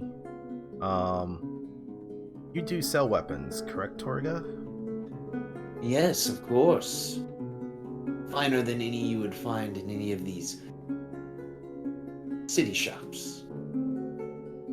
Oh, I can hazard a guess that's most likely true. I was wondering, do you have anything of I found the most peculiar item while we were traveling. I was wondering if you had any idea of how to replicate it. I guess Alicia will bring out the ice dagger. Okay. Yeah, as you bring out the ice dagger, you see Sephic's facial expression change from kind of the chill, kind of easygoing guy to very stoic and almost very rigid as you pull it out. It's of very exquisite craftsmanship, I must say. And I was wondering if this was like part of a set, if there's any way of identifying that. He looks at it.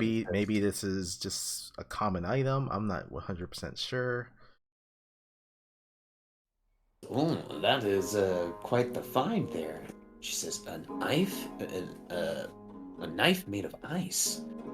She says, is that a... And forgive me for even suggesting this. Is that from the scene of a crime? Is that a murder weapon?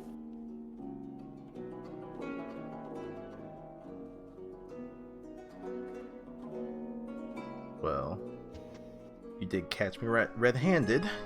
Yes, unfortunately it is.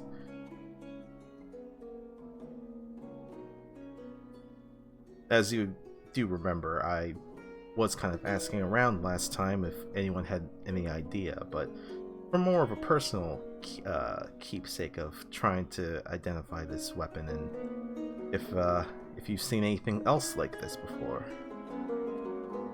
Oh, I don't think so. I haven't seen anything like that. I haven't been to any of the murder scenes or anything, but man, yeah, I will take a look at it and see if I can notice any maker's mark or anything along those lines.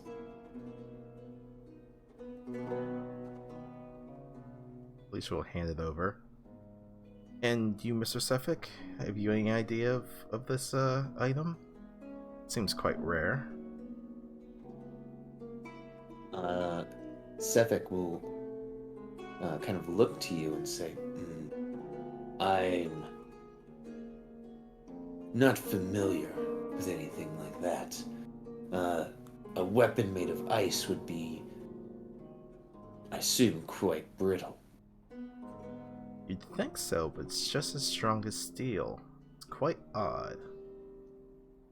Yes, and I would imagine the person who would wield such a thing would have to be very resistant or possibly even immune to the forces of the cold. I mean, I'm fairly resistant to it myself, and I could barely touch it for but a moment.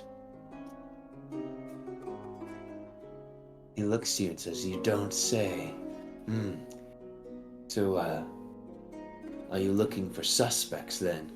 And you guys can hear that the dogs are starting to slowly calm down, but still riled up. Yeah, he'll ask you. So, are you looking for suspects then that are resistant to said cold? Well, That seems to. Go Oh, ahead. go ahead. I'll go. That does seem to be the case here. I mean,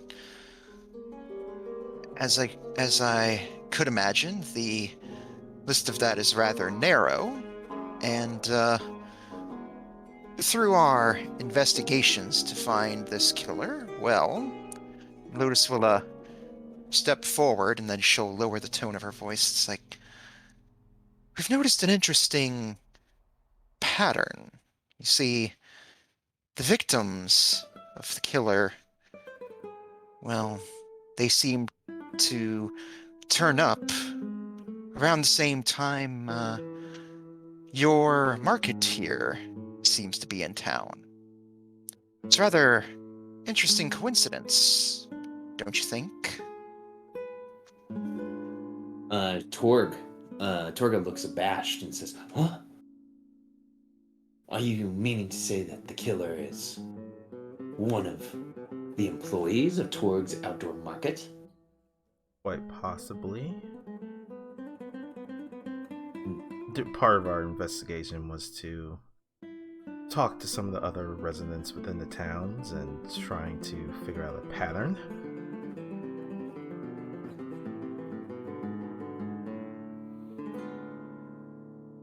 Well, I will not take these slanderous accusations. This is just uncalled for, and I don't see any evidence saying that that's possible. Lotus will sort of cross her arms and say, Miss Icevein, if you have nothing to hide, then why are you hiding?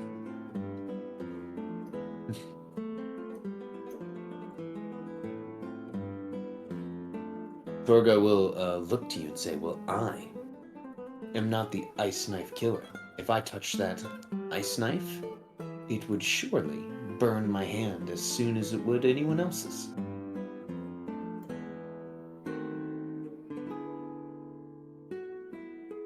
Yes. I can attest to that. I've been having to handle it with gloves. Yes, and I would assume that most of your staff here would be the same, with one notable exception.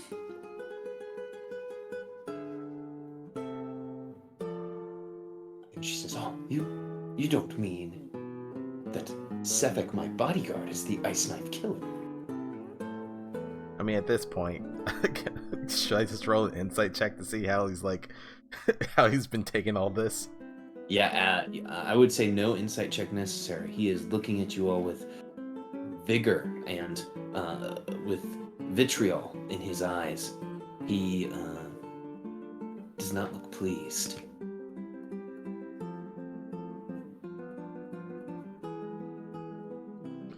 Now, we're not trying to immediately accuse of anything, however, Mr. Sefik is our number one suspect at this point in time. Sefik will say this: "Torga, I am not the ice knife killer, but if it would satiate the Thanes, perhaps they can take me back to Bryn Shander, and if there is some type of investigation that needs to be had, I will go with them."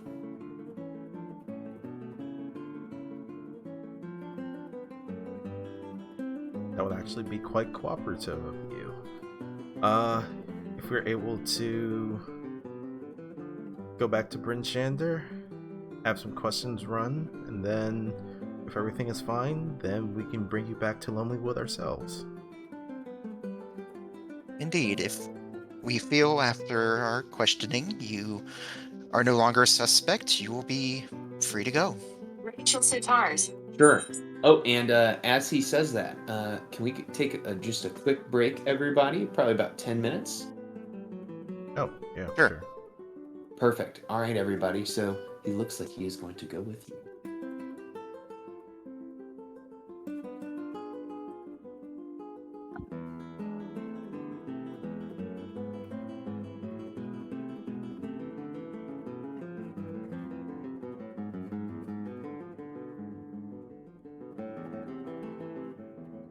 Okay, I guess it's AFK time for a drink.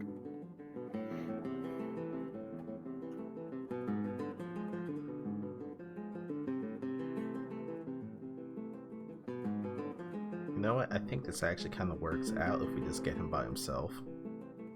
Yeah, sounds like she really had no idea. Yeah.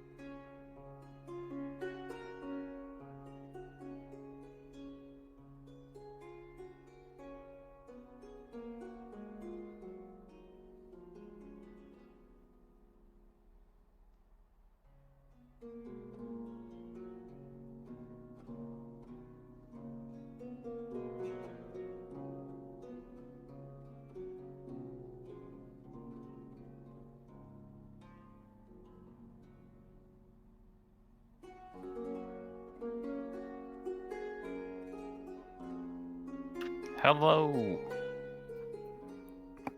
Hello.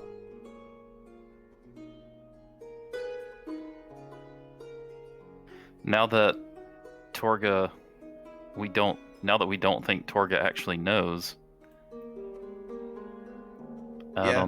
We can just it's kind of like Sefik and grill him a little bit further.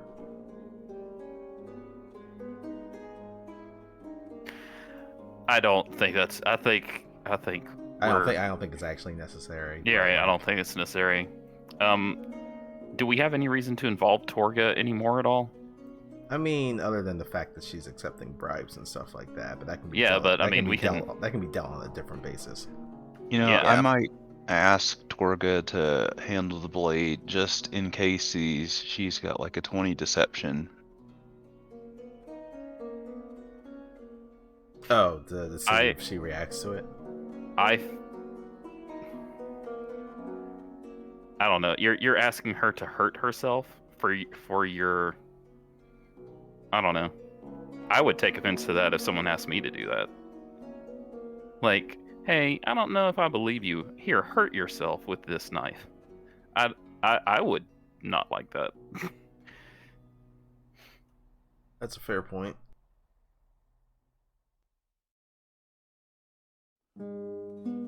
If anything, we OC, you take the knife back, you stumble, and actually touch her forearm with it. Stab. Nat 1, you kill her. No, not stab, touch. Slide a hand to touch her with the knife. Nat 1, and she's dead. Up, you nicked an artery. Yeah.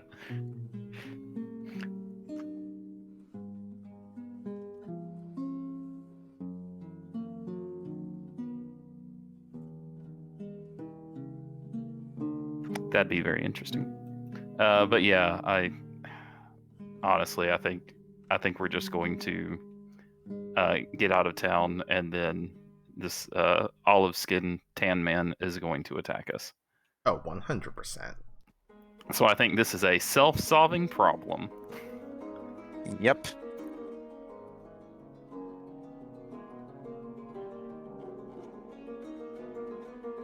Sounds like Orf has a child that has woken up and needs rocking or some other similar issue.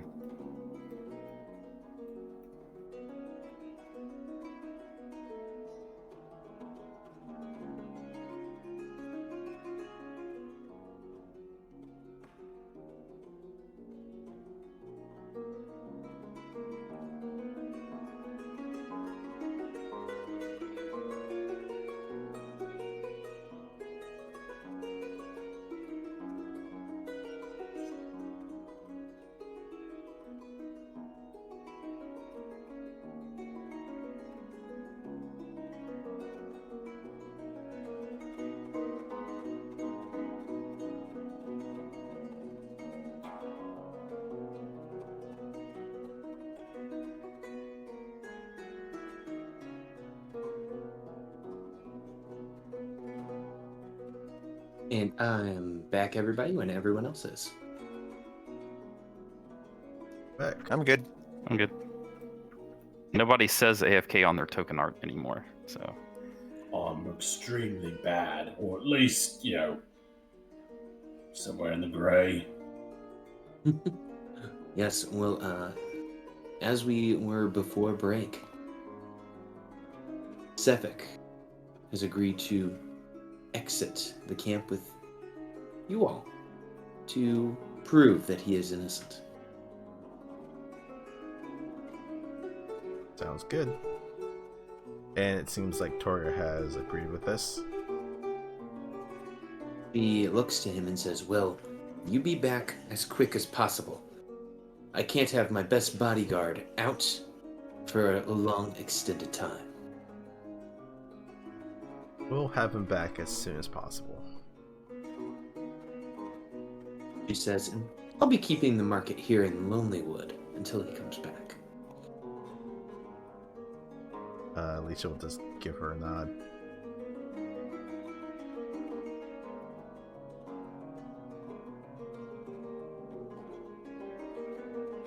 The olive-skinned Sefik will step forward to march with you to Bryn Shander to clear up this confusion. I guess along the way, Alicia will actually just be asking him questions about his sailor life because that seemed to have piqued their interest. If not to make it not an awkward trip back.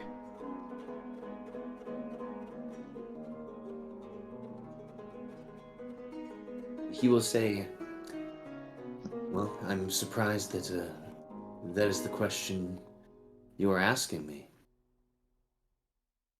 Oh, well, I imagine we'll have much more time to actually talk once we get to Bryn Shander. Just breaking the ice, so to speak. Who knew that the Thanes could be such comedians? We're leaving. I wanted to fight the moose. There'll That be was- plenty of time to do That was, that. that was OOC, of course. I feel the Yes. moose ain't going anywhere anytime soon. Yes, and Hopefully. as you're leaving, are you guys just exiting town? I guess we would probably go through town and then back the exit the way that we came into town. Just on the off chance that there is witnesses in case something happens.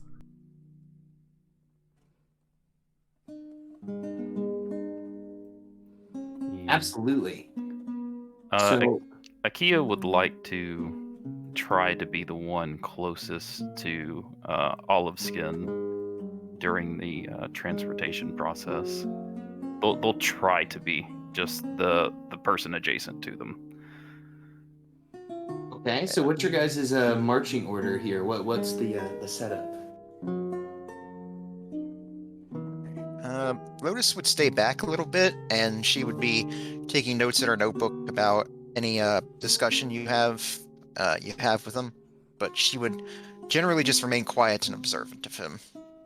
Alicia is actually genuinely interested about this guy's story. I guess. Unless he is speaking out of his ass. But yeah, she would. So it sounds like Tan Man's in the middle, flanked by Akia and Alicia, and then Lotus in the back. And how about Gaiman and Raylan? Raylan will also trail behind.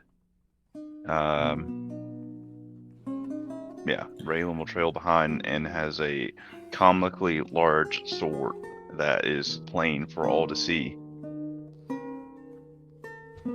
Gaiman will bring up the rear, and he is quietly muttering into himself / his weapons. Is this an association with what you heard at the market? No. This is something he's done before. Oh, okay. He you weren't here last session, or maybe you were. I don't know, but no. Gaiman's best friend growing up was imaginary, and so he's just kind of transferred some old habits to his favorite inanimate objects. Or favorite inanimate objects, like he will talk to things to like work through ideas or and feelings in shapes and colors.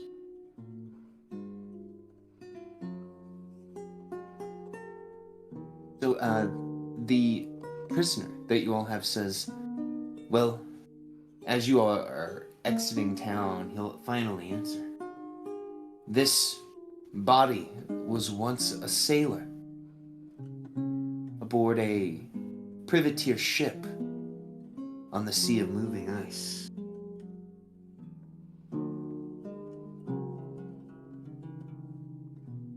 What do you mean, this body? Yes.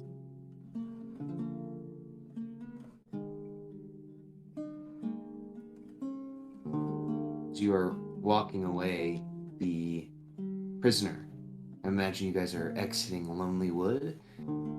He will look to you and say, I found what you see. Dying in the water, cold, wet, freezing, unable to breathe. And as I had no longer had a body, it served me well. It has served me well to find those that would cheat and those that would bypass what is to be.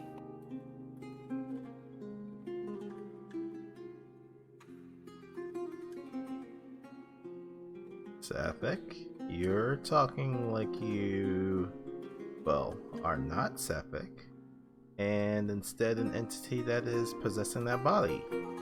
Is that the right assumption I'm getting here? I ate Sephic's soul, consumed what was him, and now I hunt those that would stop and who would corrupt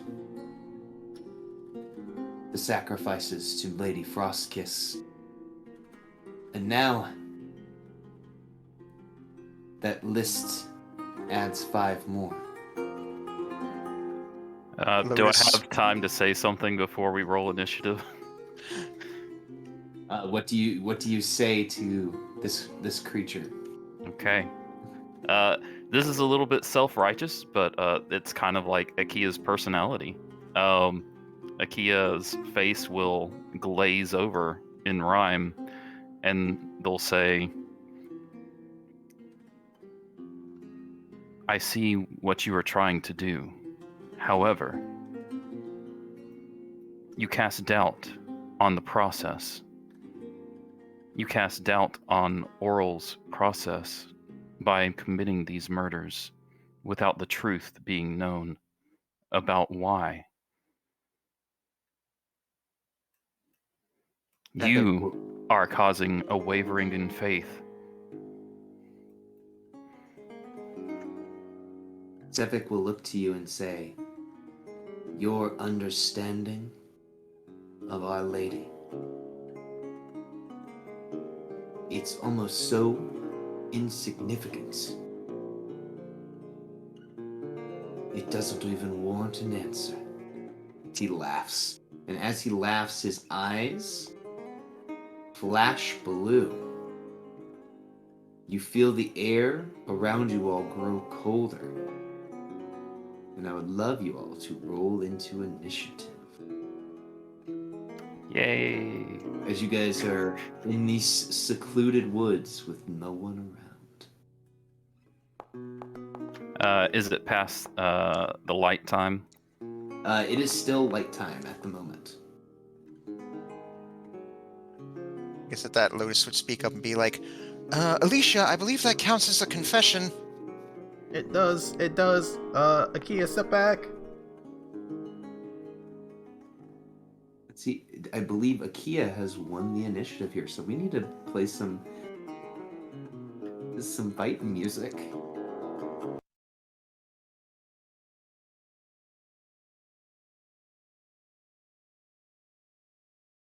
Okay, here we go.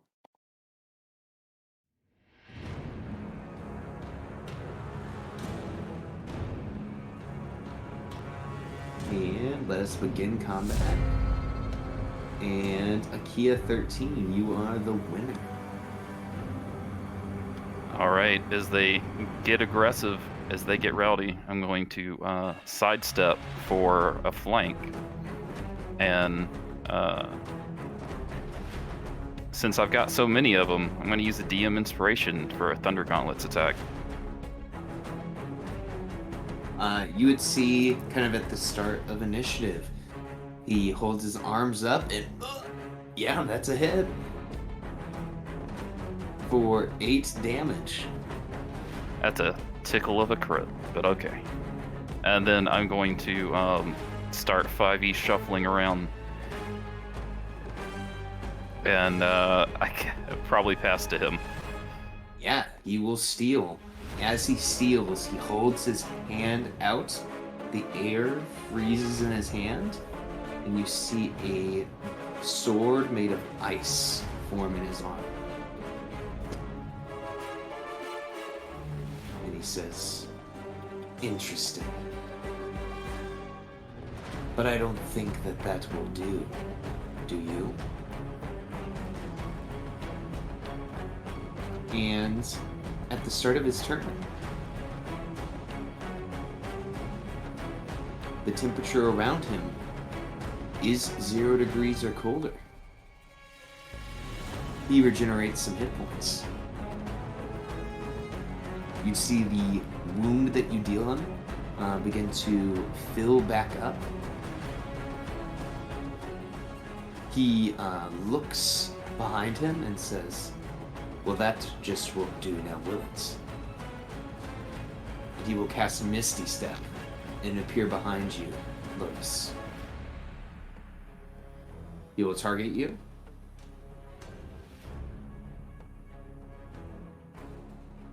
And Lotus, he takes his ice weapon and he tries to knock you prone with it. But I don't think a 12 will hit. That'll miss. I guess, I imagine it's like here, he just suddenly appears and then Lotus will just barely weave out of the way and just say like, "Oh, you're not the only one with tricks up your sleeve," which is a bit weird being that she's wearing a sleeveless outfit right now. Absolutely. As he appears behind you, you all heard him charge up 4 Paragon actions. And he will go ahead and pass to Lotus. Alright. Seems like here, Lotus will try something a bit different. You'll see the lowest mark on her mask will start glowing a bit, and she starts tapping her foot, and you hear her say, "I like to move it, and she will go ahead and Misty Step.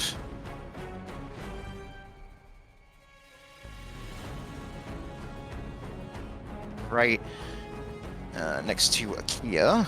So that'll be my bonus action. And then, let's see here. It's like, she's like, "Guys, I have a bit of an idea." And then I will go ahead and wind up and fastball pitch a firebolt, but I'm not going to be aiming at Cephik. Instead, I want to aim it at the tree right behind him. Okay.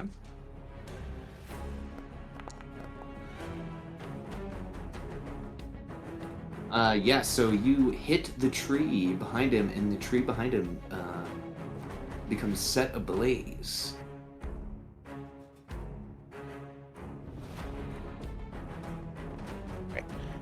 So yep, I'm good where I am. I will go ahead and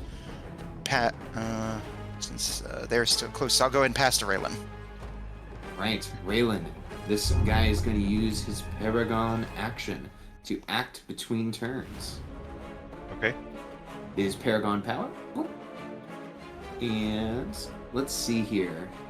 He's got a lot of good targets. He is going to target Raylan, and he is going to throw an ice dagger at you.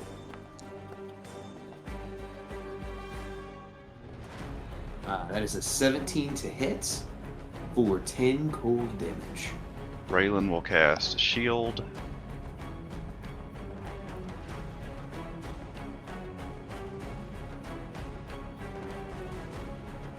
And it misses. Absolutely. So the ice dagger hits your invisible wall of force, and it shatters into a million pieces. And Raylan, it is your action. Raylan will say nothing but glare at him. And where's that? I'm gonna target him, and I will curse him. The Hexblade's curse, that is. and then charge at him and make a great sword attack.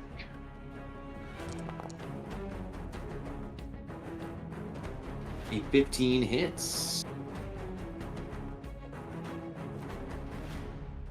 So he takes 10 slashing damage plus, I believe he'll take another 2. He'll take another 2 damage on top of that. So 12 damage total. Absolutely. And then I'll use my remainder of my movement to back away, and I will provoke an opportunity attack. Absolutely. So as you're moving away, the ice dagger he threw at you, you see kind of forms back into his hand.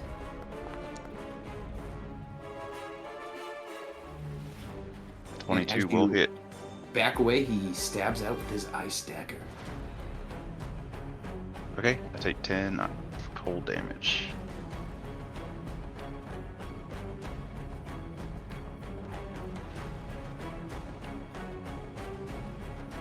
And then I will pass turn to Gaiman. Alright, Gaiman, you are familiar with the Paragon monsters. It will use a Paragon power. And... let's see. He will use his Paragon power to actually move.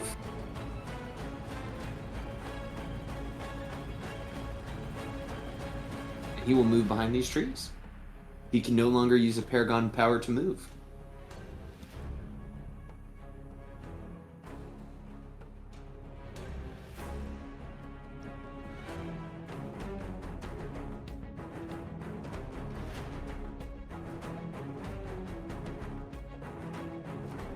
Okay.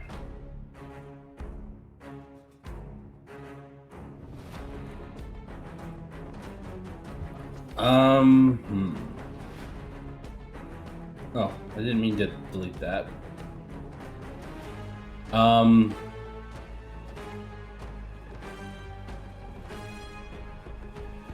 Would it be an action to get out the vial of ghoul ichor and put it on a weapon? That is correct. It would be item interaction to take it out, and then action to apply it to the weapon.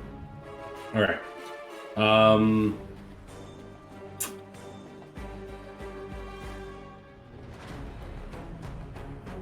All right, we'll put the ghoul ichor on Lucille, and then Gaiman's going to...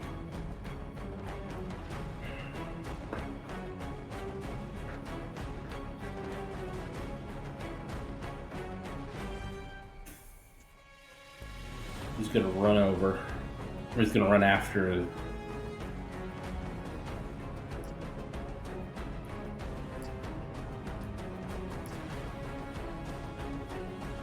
the quarry. And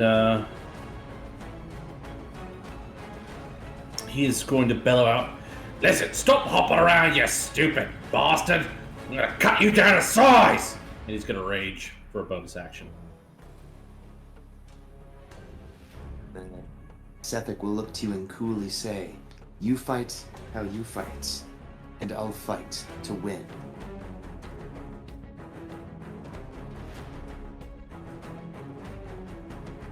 I'm gonna fight to fuck you up!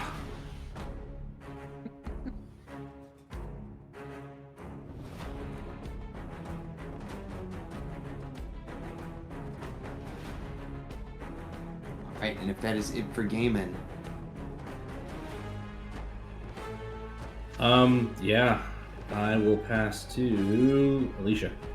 alright. He will use his Paragon action here. Gets his reaction back. And he will take the dodge action as he begins to swiftly dance about in the snow.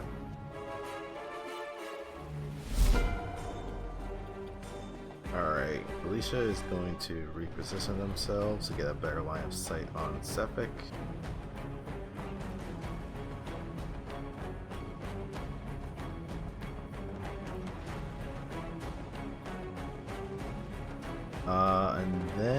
going to try something and see if this is going to work.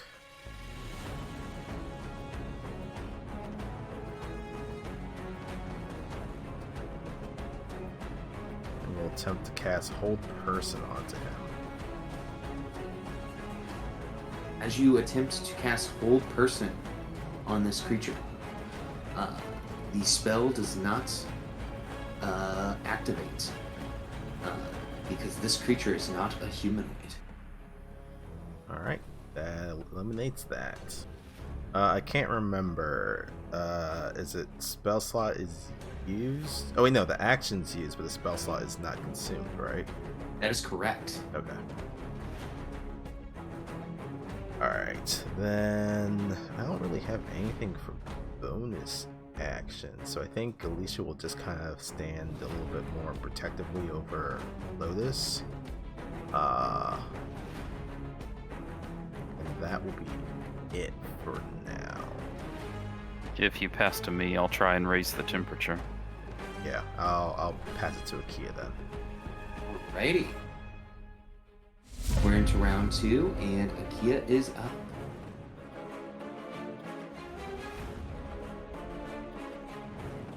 Alright, I'll move up and cast Napalm Jet.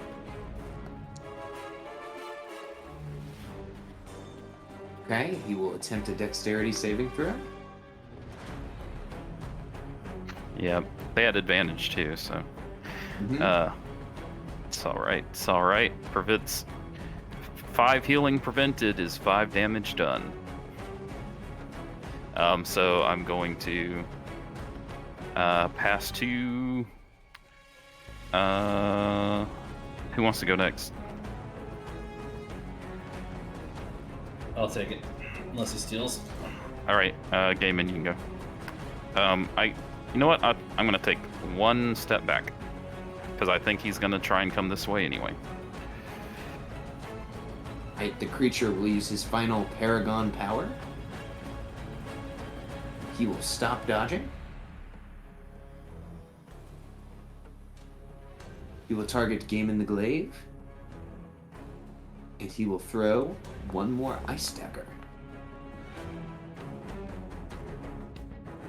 Oh, Gaiman, you had a Reckless Attack here on you, but it is either a 25 or a 23 for 10. Okay. It would have been a 25 because that's what rolled first. But no, I hadn't attacked recklessly.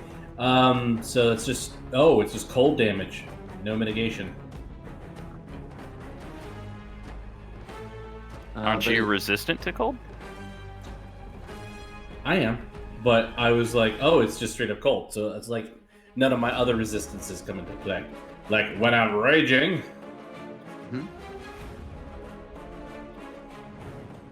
Okay, so that was Akia just went, and then they were passing to Gaiman. Is that correct? Correct. Okay.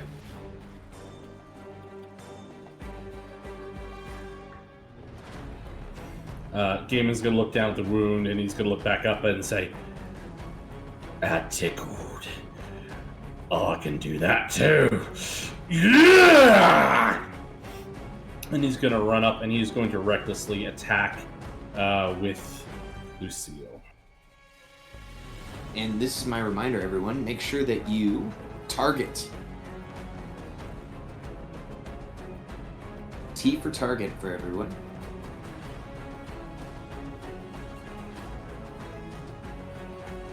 Reckless. Oh, I forgot to do the whole shift thing. All right, let's just roll again.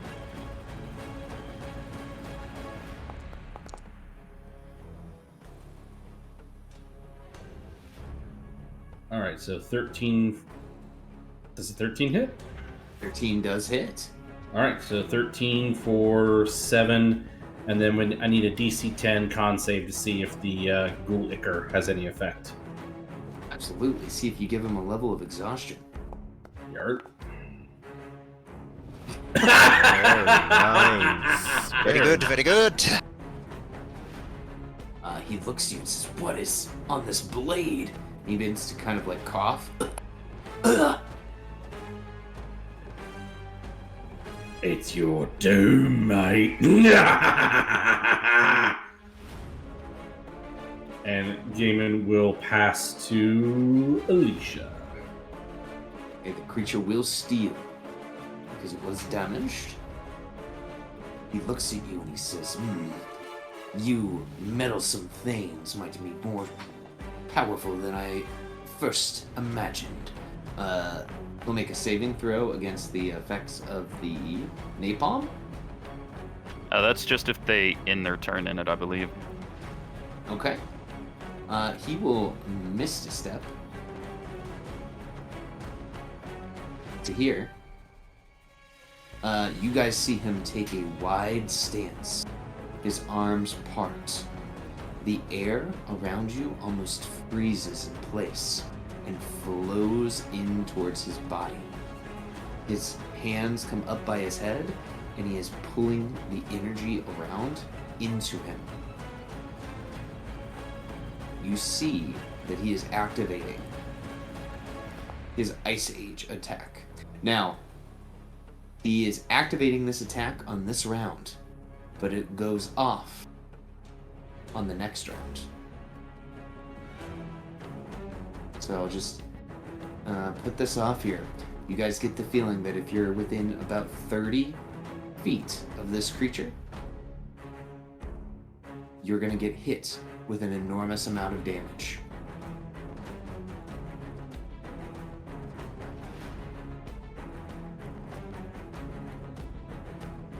I will pass it to Raylan. Raylan, you see that he is pulling in this frozen energy towards him.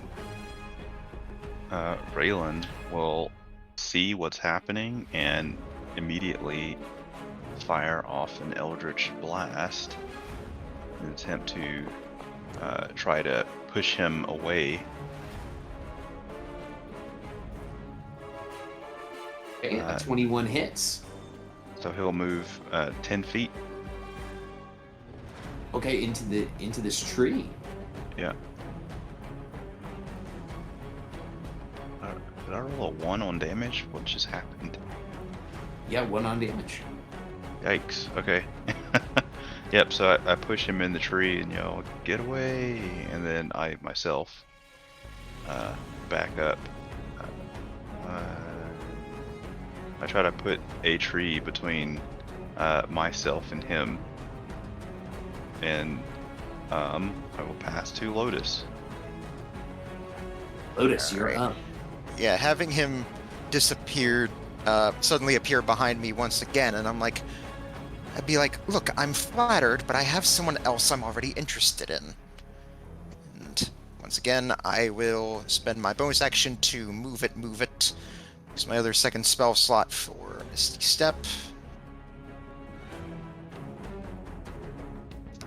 Go as far away as I can. Get there. Bloop. Put me there. Alright, then I'll go ahead. Let's see here. Then check the distance here. I am going to go ahead and then use my action to. I'll go ahead and I'm going to spend a sorcery point, and I will twin spell Firebolt. I'll have one go to Cephik, but the other one to the tree that he's in. So we'll go ahead and roll that twice. So do first one. And Kia tells me that I get a +1 here, so that's 15 for 7 at him. That hits. Alright, and then this will be at the tree. Do 11 for 5. And absolutely, and this tree here is caught ablaze.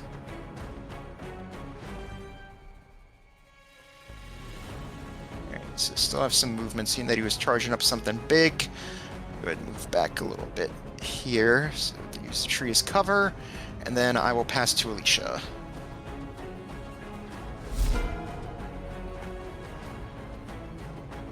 So you see this thing is charging up an overkill attack. You think if you're within this space, it's gonna be real bad. Yeah. Alicia is gonna be like, Alright, well, you seem to wield the cold quite well. But how about if you meet a little bit of heat? And they're going to summon a ball of fire. Fortunately, it is not a fireball, but close.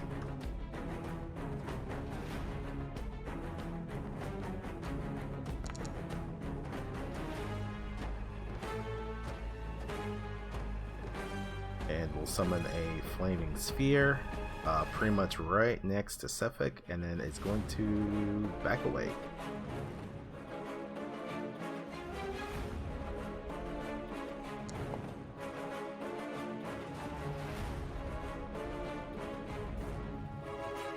Okay.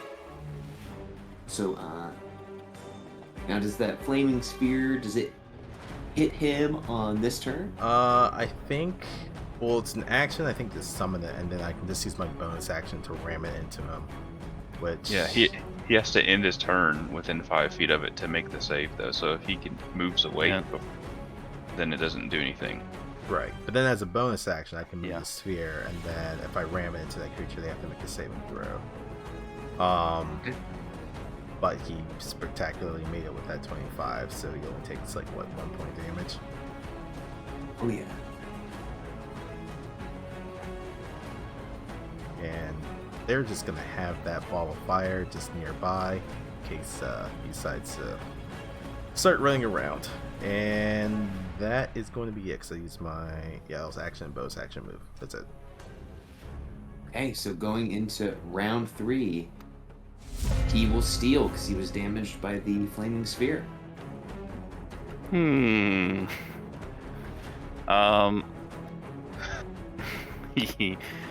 Yeah, I guess I get DM inspiration a lot. I'll use it to steal and get out of the way. Okay. I was like, ooh, I'm gonna hit you with the overkill attack, Atia. Yeah. Yeah. I'm gonna have to move. I want to hit him. So, Hit him and run. That's what I did. yeah. So as I run away, I'm gonna fire off my magic missiles.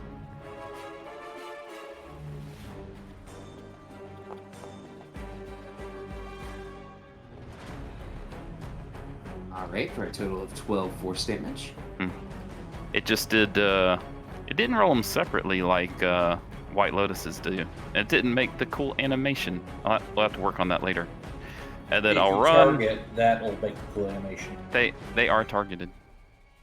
It's because the name is Buzzing Bees. Oh. Oh, it's because the animation's not automatically detecting it because it was named something else. Mhm. Okay. Don't Yeah, worry. so you're gonna have to set the automated animation separately. I got you, brother. I got you. Don't worry. Thanks, buddy. Oh, I hope I'm far enough away because I guess he's gonna steal now. Oh yeah. So okay. He will steal. As his turn starts, he will unleash an Ice Age. And that's gonna go out in a 30-foot sphere. Which I don't think will include anyone.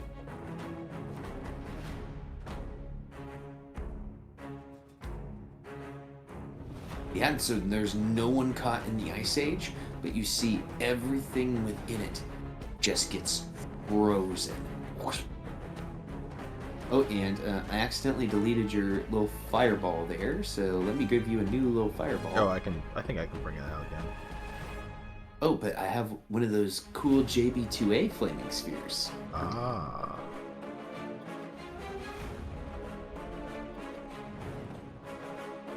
And let's do that again. And let me give you permission to the flaming sphere. There we go. Okay, so he unleashes that as his action on his turn. He sees, tactically, you all are quite smart. I'm gonna have to pick you off one by one. And Sephic will kind of run this direction.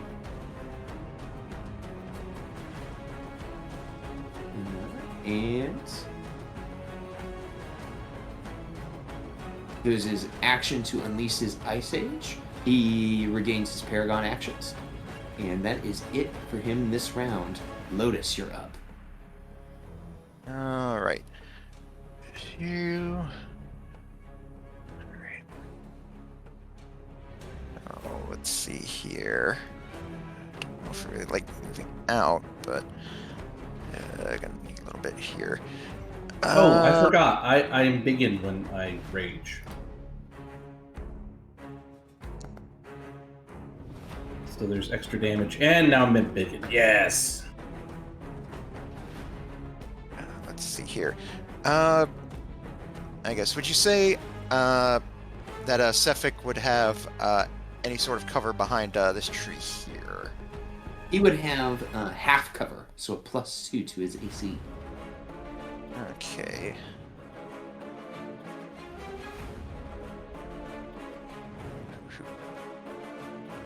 Alright. Alright. So, I'm going to try to see if I can smoke them out while shutting down that healing. I'm going to spend my other sorcery point. I will go ahead and throw out 2 fire bolts. Let's go to flank them. 1 for this tree and 1 for the one on the other side here. So, okay, I'll roll that twice. Do for the first tree.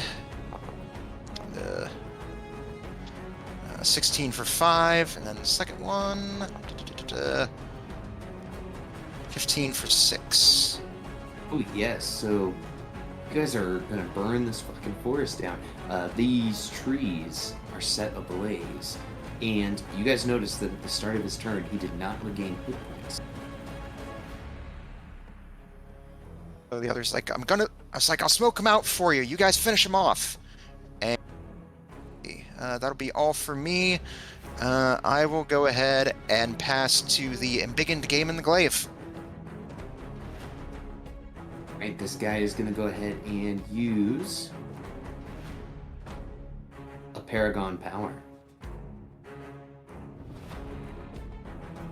He is aiming at Lotus. And Lotus, he is going to, this is going to be a disadvantage, I believe.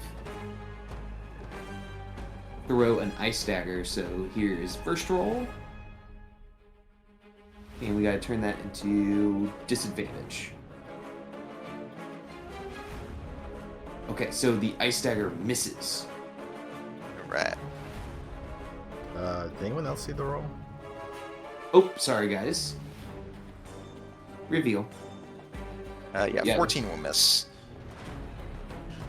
Imagine it just whizzes by Lotus's head and will stick into the tree back here.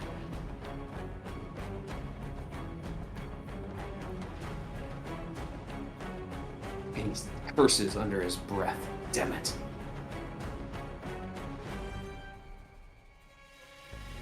And yeah, Gaiman, you're up. Alright.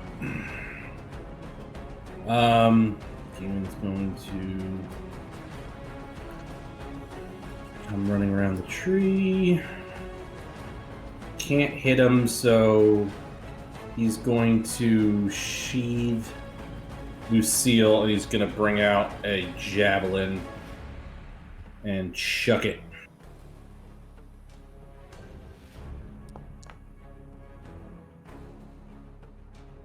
Oh my gosh, yes, that is a hit for 12.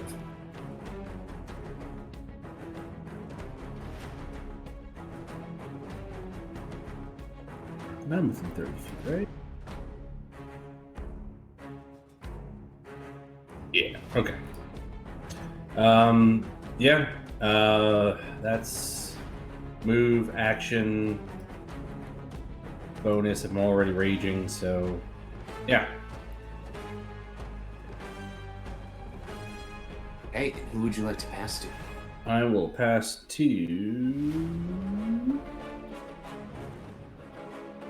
Greatly. All right. This creature will use another Paragon power. This time it is going to target Gaming Glaive. He holds his hand forward, and from his hand, a beam of light appears. I don't think you were reckless last round. Not this round, no. And you are hit by a beam of cold light.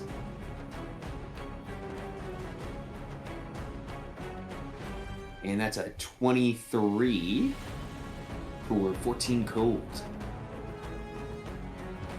23 hits. And then Raylan is up. Raylan will come running around the corner here. Actually, can I Stone's Endurance though? Or is that just physical stuff?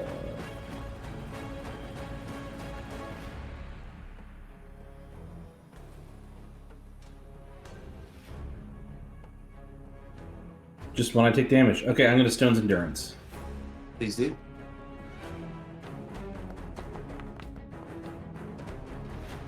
Nothing!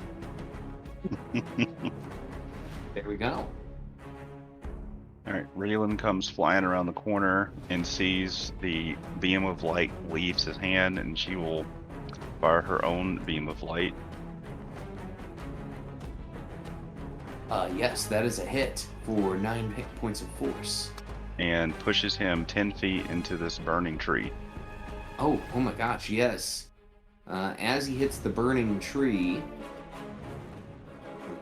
it makes a sickening crack, and you see the tree topple over and impact into the ground. Nice. And then I'll use the rest of my movement to get back to where I was and pass to who hasn't gone yet. I haven't gone. Okay. Pass to Alicia. All right, Alicia, you are up. All right, Alicia's gonna move forward to get a little bit of line of sight on him, and then is going to bonus action, essentially force shove their flaming sphere towards him. That's cool.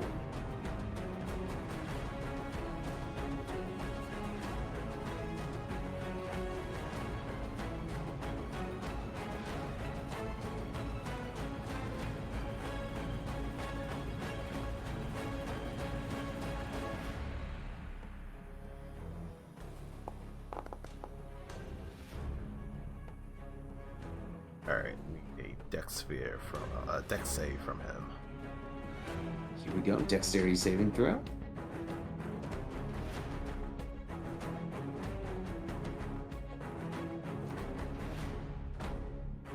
Okay, and takes 4 damage. Okay, I think it's still on private rolls. Oh, sorry, guys. But yeah, I think at this point, Alicia, kind of understanding his powers a little bit, this flaming sphere is not so much for damage, but to try and keep him from doing any of that more white Christmas nuke stuff. Absolutely. And then they're going to target him and just throw a sacred flame at him. Hmm. Hey, Orf. Whatever you just did showed Cephic's HP bar to everybody. Oh What? yeah, I can see it if I mouse over him as well. Yeah, Oh. his HP bar just showed up. Well, don't worry. Hopefully that doesn't show it now. I had the wrong thing clicked. Yep, that's it. Yeah, it's fixed now. That's a fail, but it's only 3 damage. Oh my gosh, yes, he did fail. He failed a dex save, so he takes 3 points of damage.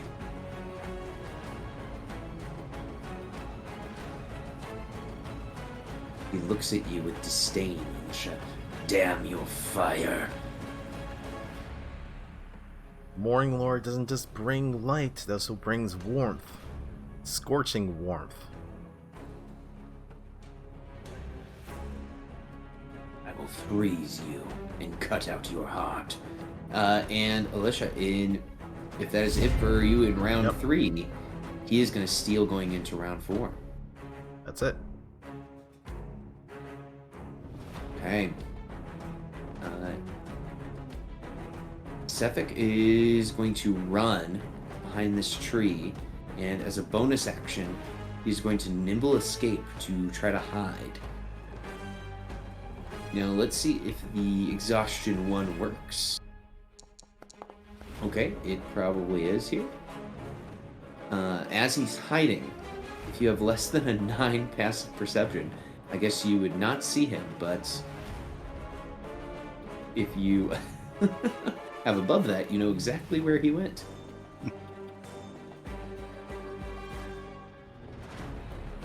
Then he will take his action, and he will just actually run behind this tree.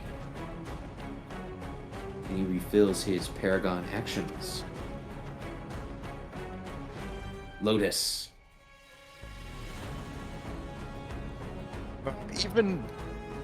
Even though I don't get any bonuses, my passive is just 10. It's like Lotus just shakes her head. It's like, Sefik, I can see you.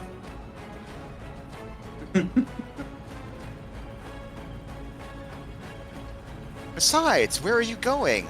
You're just in time for s'mores. I'll say as I go ahead and fastball pitch firebolt at this tree here, keeping up our strategy of smoking them out.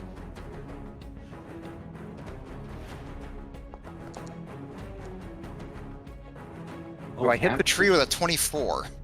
You hit the tree. Now, these trees are not very hard to hit and to ignite the flammable material that is upon them. Alright. I imagine I do see Gaiman, that's what we call a fastball. And pop back over this way. And I will then go ahead and pass to Gaiman. And this is what I call an axe to the face! And Gaiman's gonna run up to Sefik, and he's gonna say, I can't hear you. I can see you, you sniveling little rat! And we are going to recklessly axe him in the face.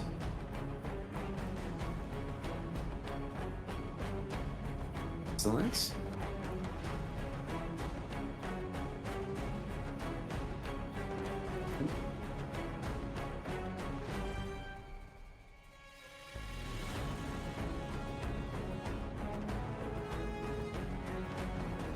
Alright, let's see your reckless axe attack. Oh, it didn't roll. Oh, let me try that again.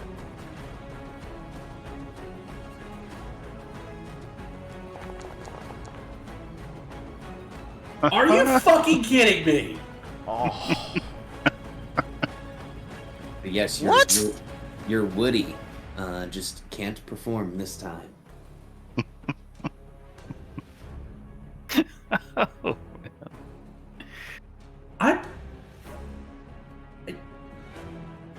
This is everyone's gonna laugh at this, but this has never happened to me before. I swear I had Lucille pulled up. Yes, my Woody cannot perform. Oh, that's rough, buddy. It's definitely Lucille, or not. Gaiman will throw down his spear in disgust and say, "You fucking suck. Why do I bother keeping you around?" And I guess I will pass to. I'll pass to Alicia.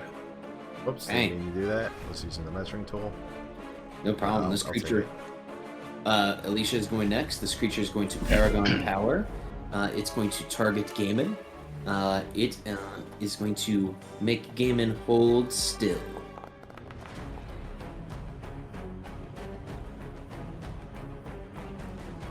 So Gaiman, this is 9 points of slashing. I believe at 25 hits. And I would love a strength saving throw as he tries to knock you on your butt.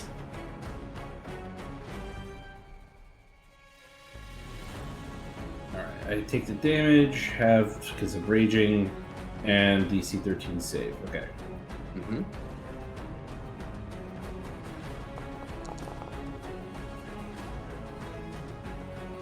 Okay, to the nubbin, you succeed.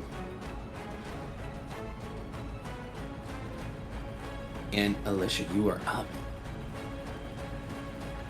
Alright, you seem to be quite the nimble little bastard. Let's see how Mhm. hardy you are.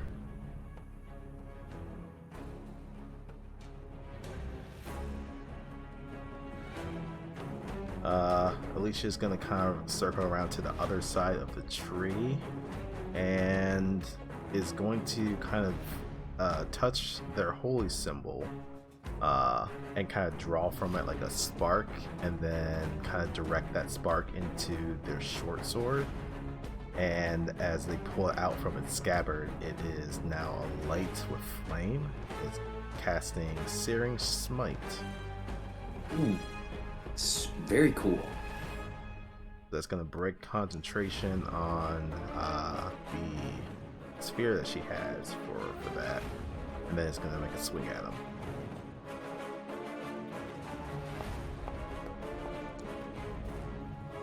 Oh, that's a hit. Okay, I need him, I think, to make a con save. Oh, That's only at the start of their turn. Oh, okay. They take the 1d6 immediately on the hit though. Okay, so then it was a total of 7 damage, 3 piercing, 4 fire damage, and then he is lit on fire. As the creature is bloodied, his trigger ability activates. He is cornered, so he's going to make a melee weapon attack against Alicia as a reaction. As he goes to drive his ice longsword. They are going to. Oh, well, I was going to call it out. They are going to tap on their holy symbol and use Warding Flare to give him disadvantage on that. But yeah, 14's not going to hit. Absolutely. So he misses you with the trigger ability cornered, and as he's bloodied, he gains a new ability. Slick Ice. His blood and the ice around him begins to freeze, and the area within a 5-foot radius begins slick with ice and is considered difficult terrain. So let me go ahead and give him a little aura here.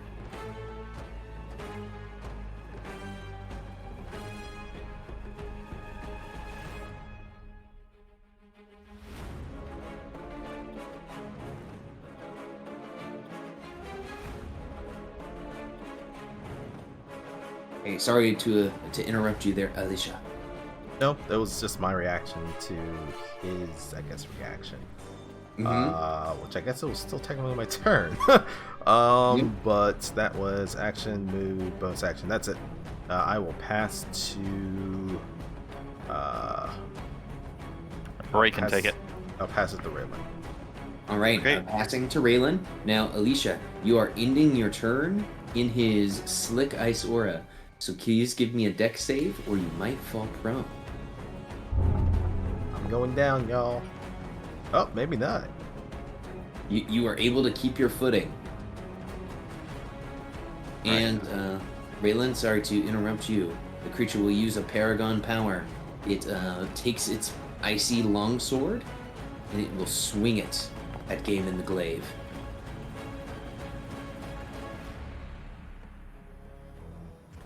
20 hits. Mm-hmm. And I will Stone's Endurance that.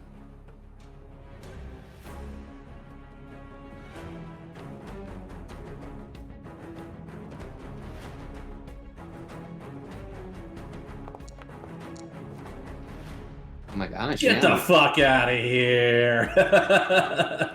There you go. You're able to take it with no damage. Raylan, please. Alright, Raylan will attempt to get in range, but Gaiman is in the way, so she cannot fire a blast at him. I guess, let's see, can I do a trick shot? it's probably with disadvantage, and it's probably not a good idea. I would say yes. This creature has a 3/4 cover from you.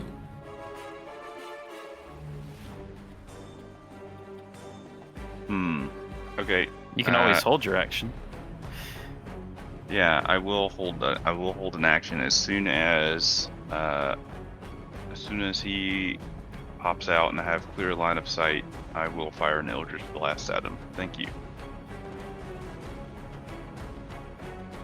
Oh, and because you are holding a spell, technically you are concentrating. Yep.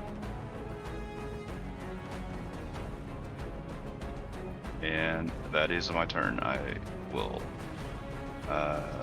pass to Akia. All right, Akia. This creature has a Paragon power to spend, so it will spend it. It is going to target the cleric, that terrible priest. And What? No. never mind.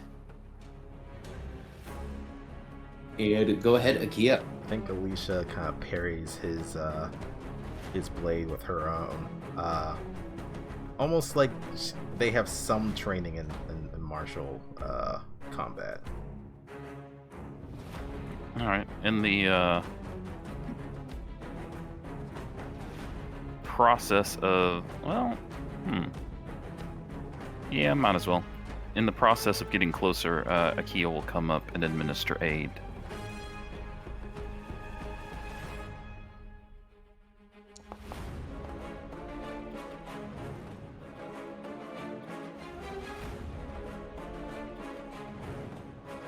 To Ray.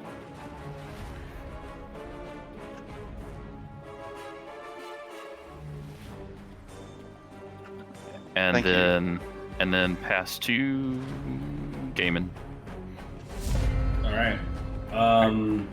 Gaiman, this creature will use its final Paragon power. With its final Paragon power, it is going to swipe at you one more time, telling you to hold. No, it'll just attack with its Ice Lung Sword. But a 16 looks like it just barely hits Gaiman the glaive. Yep, and I take half damage. There we go. And Gaiman, you are the first to go here in round 5.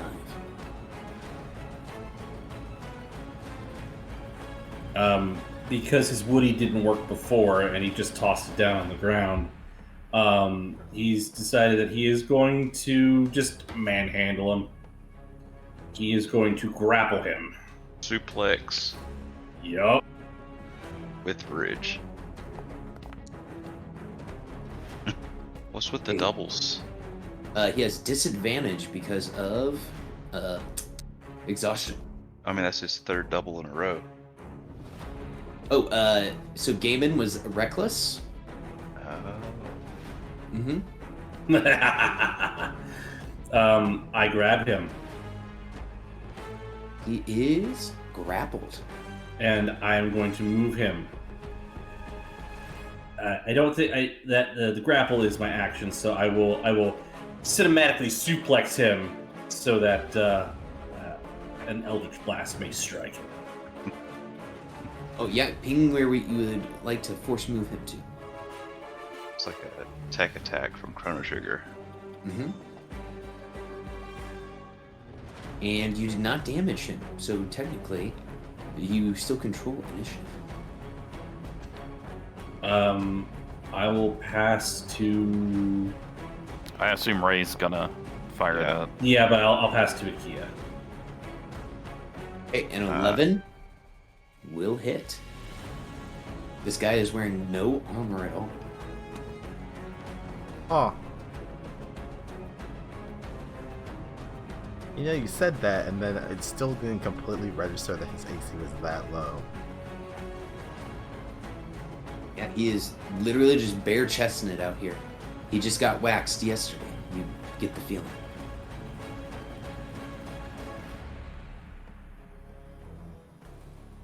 And Gaben, who are you passing it to? Akia. Akia, okay. All right. Guess I'll guess I'll walk into the ice. No, I'll walk into the ice. I will step in front of Ray and just do napalm jet. Oh, before you do that, sorry, Gaiman, because you ended your turn within his slick ice aura. Can you give me a dex save to see if you end up falling prone? All right.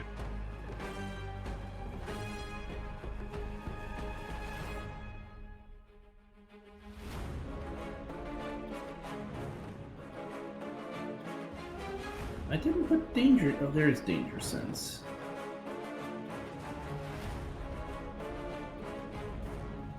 And you would see this coming. All right.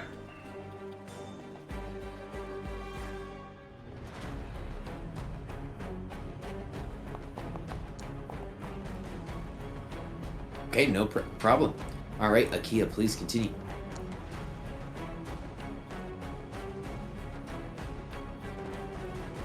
Oh, finally a decent damage roll. But they don't take any damage because stuff.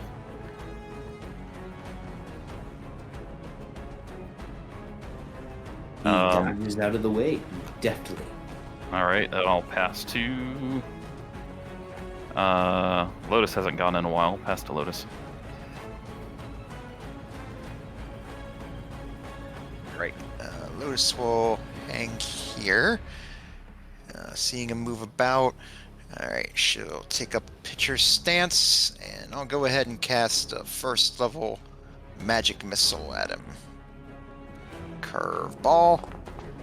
Loop. So, yep, for a total of 11 force damage. Absolutely. I would imagine, as she winds up for it, it's like she flashes back to that moment that that she talked about to Akia during the RP, just seeing that, you know, that bratty little kid telling her, "You throw like a girl," and I'm like, "Oh yeah, well how about this?" Smacks him right in the head. Love that. Now let's go ahead and from here to get some cover, and I will attempt to pass to Alicia if he doesn't steal. He will steal. Okay, at the start of his turn, he will use his bonus action because he has one left to Misty Step. And he says, "That was a fine spell, but I think I'd like to get a little bit closer to you." Oh, And he right. will get- Start of his turn. I need a con save from this boy. Oh, con save? Yep, because he's on fire. Oh, that's right. Here we go, con save. Ah, boo. Alright, he's no longer on fire. So he pats the fire out. He will approach Lotus with his icy longsword drawn. But 15 will miss Lotus. Oh, so I'd be like, sorry about that. It looks like your performance leaves something to be desired. He growls, and we'll just kind of 5E shuffle to there. And he will gain his Paragon actions back.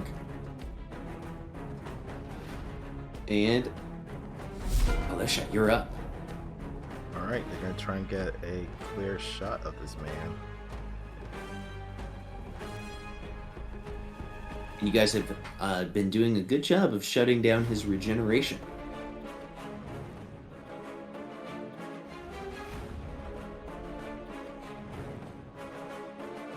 Would he have, what, half cover from this position? Oh yeah.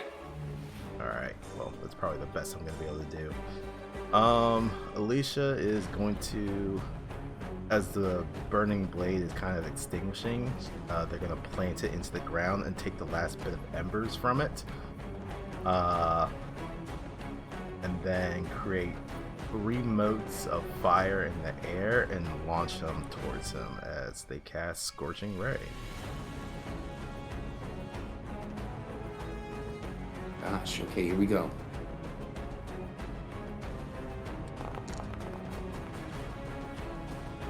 A 12 will hit.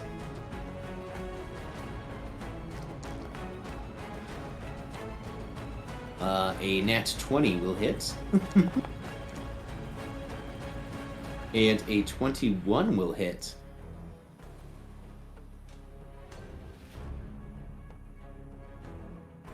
And then bonus action. Nothing really else at this point in time. Game is still good. Yeah, I think that's it. We'll pass to Raylan. Okay, this creature will Paragon Power. Target the Lotus, and he will say in gasping breaths, "It's not over." And he will use his Cold Rampage. That's a 17. Yep, I will go ahead and spend first level spell slot, my reaction to shield that. Okay, so that was his first of 2, and then here is his second. Same roll, Shields. so they both bounce off your shield. Yep. This guy can't touch you guys. Okay, Raylan. Raylan sees him running away and says, "No, you don't," and will fire an Eldritch Blast at him.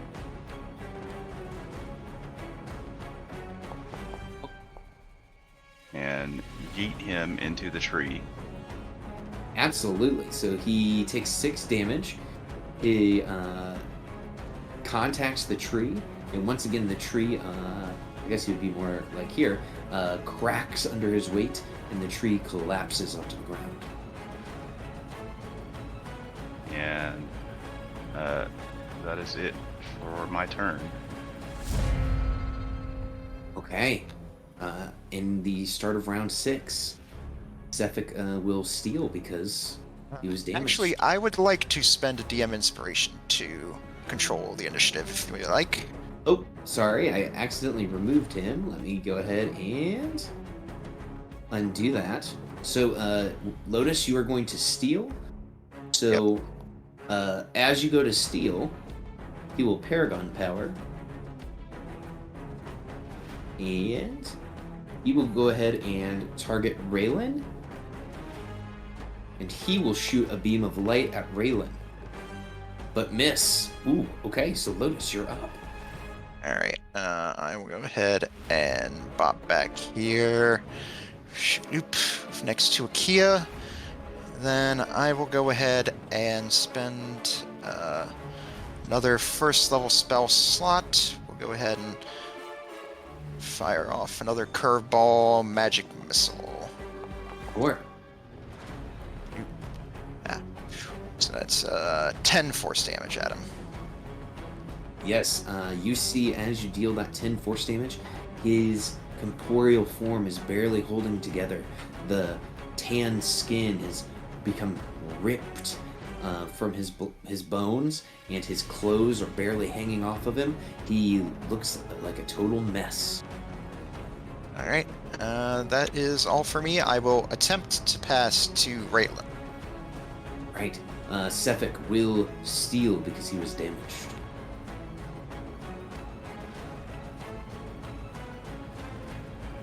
Right. It sounds like he can steal. He will move closer towards Raylan. He will target you, Raylan. And he will attempt to do a cold rampage. Can make this attack twice. But a 13 will miss.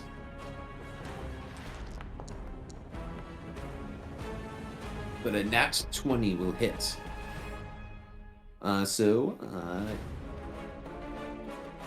He hits you for, it looks like it would be 15, but go ahead and divide that by 2 to 7, because it was a Rampage Frenzy attack. As the creature is just savagely just stabbing into Raylan with his ice knife. Raylan, would you like to steal? Absolutely. Okay. I will return the favor and make a great sword attack. And Raylan, How do you finish off Sephic as you deal that 7 points? I Slashing plunge. damage. I plunge the greatsword into his abdomen, and while turning around, I slash upwards through his head, and he splits in half from the chest up, and a blood fountain erupts. As you complete the slashing motion, you are covered with black Icarus blood. As his body falls in half, it explodes into icy crystals and snow-like flakes. And we can exit initiative.